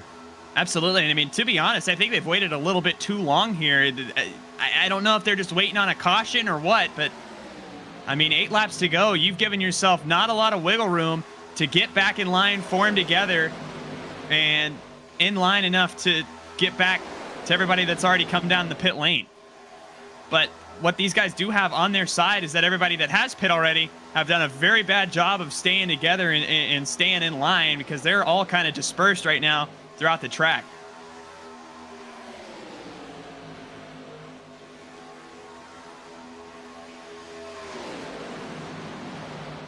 Either way, Cozy with the lead here. Justin Malillo second. Radman, Brian LaPrade, Wes Graham, your top 5. And gotta wonder if they've been able, how much they've been able to save staying together in line like this.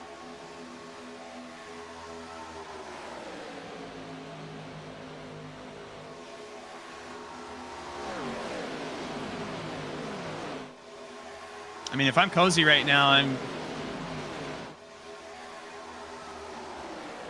definitely just trying to save as much as I can. You know, DT's good to the end. Whatever method that takes from the 99, I would be exercising all of them at this point just to ensure I'm good for 6 more laps.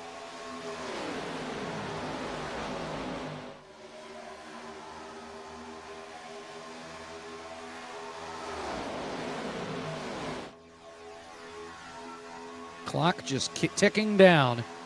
Coming to 5 to go this time. Cozy, your leader. You see DT there on the 77. He is the last car on the lead lap.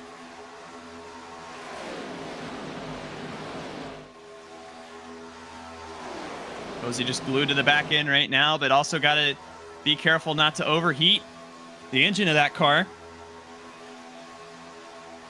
which you will do if you're not careful. Yep.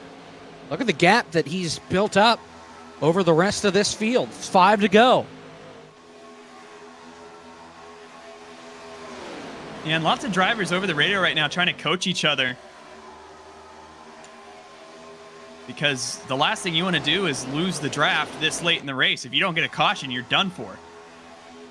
And everybody behind you is as well.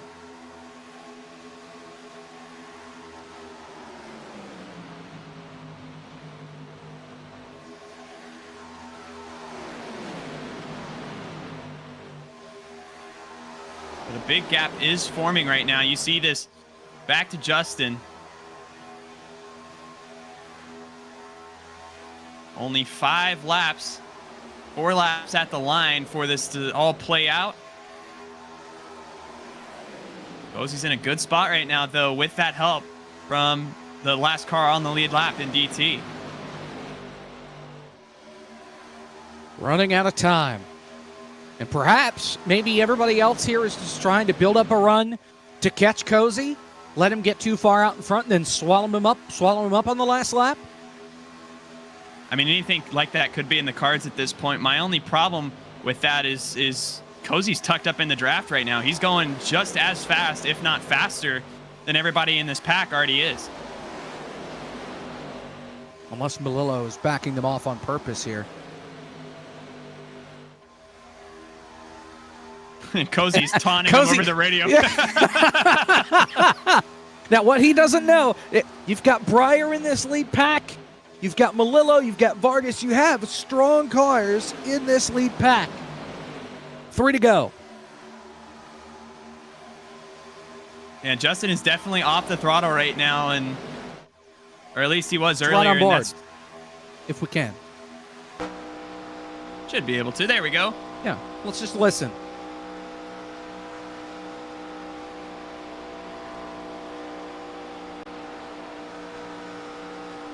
Can just see the gap. Oh, West is coming down. You know what? I wonder if they're trying to save fuel. Here comes Cozy to pit road. Here comes Wes Graham, new leader. Breyer to the outside around the 53 of Melillo coming to 2 to go. Maybe it was less of a time strategy and more of trying to save enough gas to make it to the end. I wonder if Melillo here could be in trouble because he's been leading this pack quite a bit. Now Breyer's out in front. I think he thinks he has enough to make it to the end. Hey, I mean, 2 laps to go. You got to try it at this point. And Breyer trying to catch the draft of DT up ahead of him, who's out of the draft. I think if he can stay tucked up in here, if he plays his cards right, he's going to be in a great scenario coming to the white flag. We've seen many fuel mileage races at super speedways in core before. Think back to Daytona a couple of seasons ago. Gary Owen getting the checkered flag as people were running out of fuel coming to the line. White flag is in the air. 1 more lap to go. Breyer LaPrade leads. DT gets out of the way. We're on the last lap. Who makes the move? Look at this top 5 right now. Breyer, Justin, here comes the Fly Guy. He's got to run up the outside. Does Breyer block it? Look at Fly Guy going to the lead on the last lap down the backstretch. He is flying. He takes the lead. Will he have enough fuel? Here comes Vargas down on the bottom. Watch him. He's a couple car lengths back. Melillo tries to cover him up. Can Breyer build up a run? It's a dash. Melillo gets turned by Vargas. He saves it. Vargas is around. The field is flying apart. Here comes Breyer to the outside. They're side by side. Here comes Robert Dorman on the lead lap. He'll go to the top. He gets into Breyer and crash. Here comes Cadell. Jonathan Cadell wins at Talladega in an incredible last lap. What a finish! Cadell makes it through all of that. Wow. Wow. He's done it again.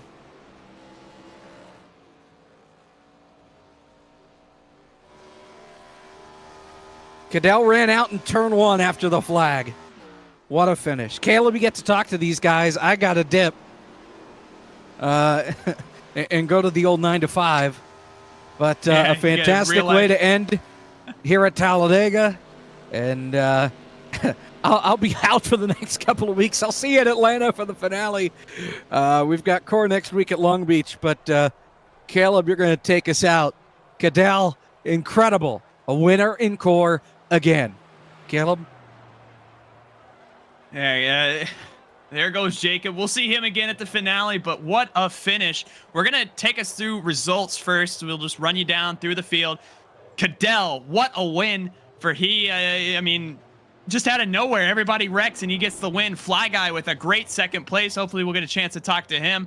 Dorman in third, Gabe Wood fourth, Brian LaPrade fifth, Garrett Smithley sixth, a great finish for him. Gary Owens seventh, Justin Mallow eighth after getting turned there. Harry Tiller ninth, Michael P. Frisch rounds out your top 10. Sean Butler 11th. Rusty Walrus comes out of this with a 12th place finish. Look at your next page here. Blake McCandless 13th, Ryan Vargas 14th, Radman 15th, Michael Cozy Jr. in 16th after pitting there with 2 to go.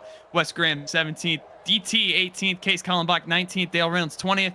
David Schildhouse in 21st, Cody Hick in 22nd. Both of those guys a lap down. Justin Champagne was your only DNF. He finishes 23rd.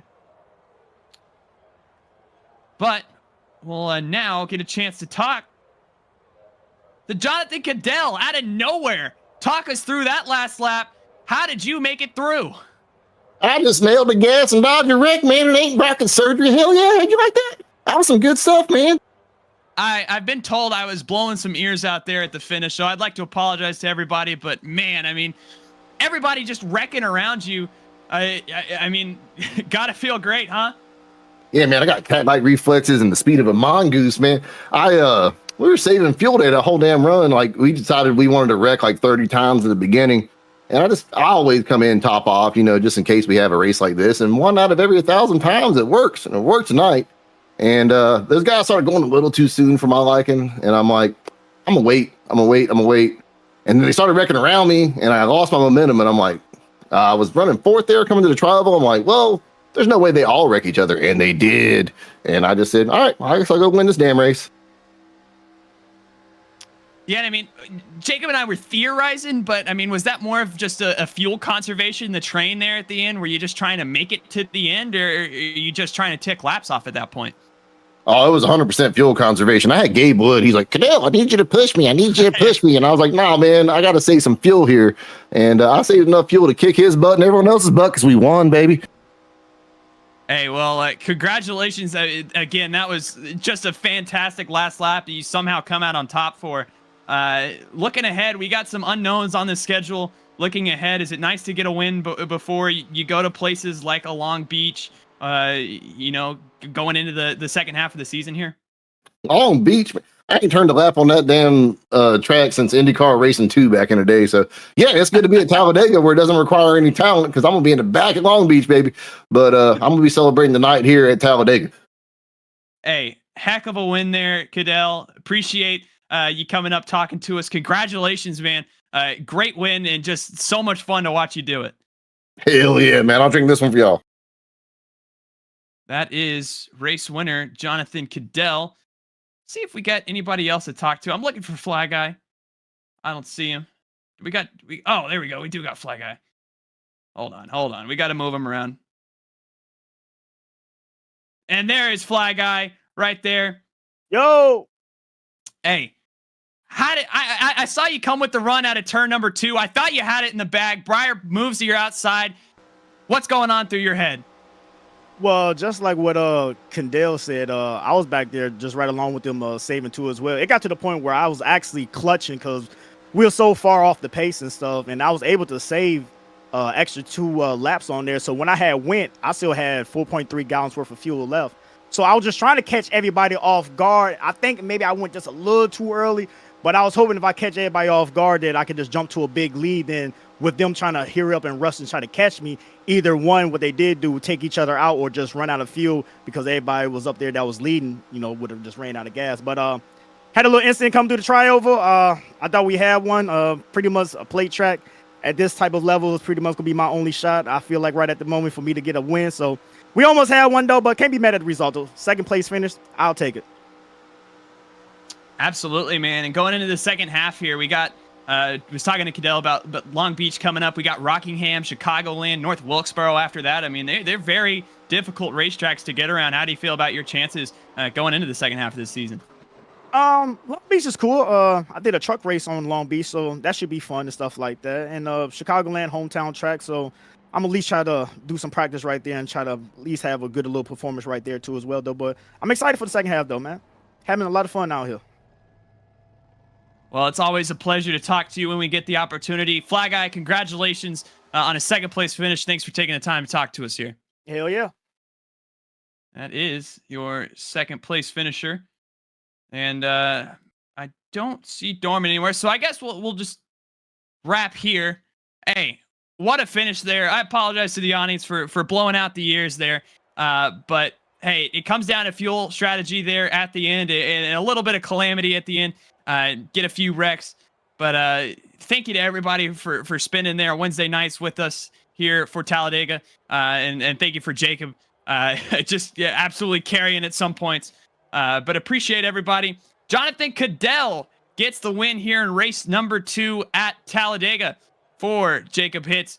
Myself, Caleb Hoffman, and Zach Johnson in the production trailer. We will be seeing you next week. Long Beach for Core. Thank you, everybody, for watching. And this is FTF.GG signing off.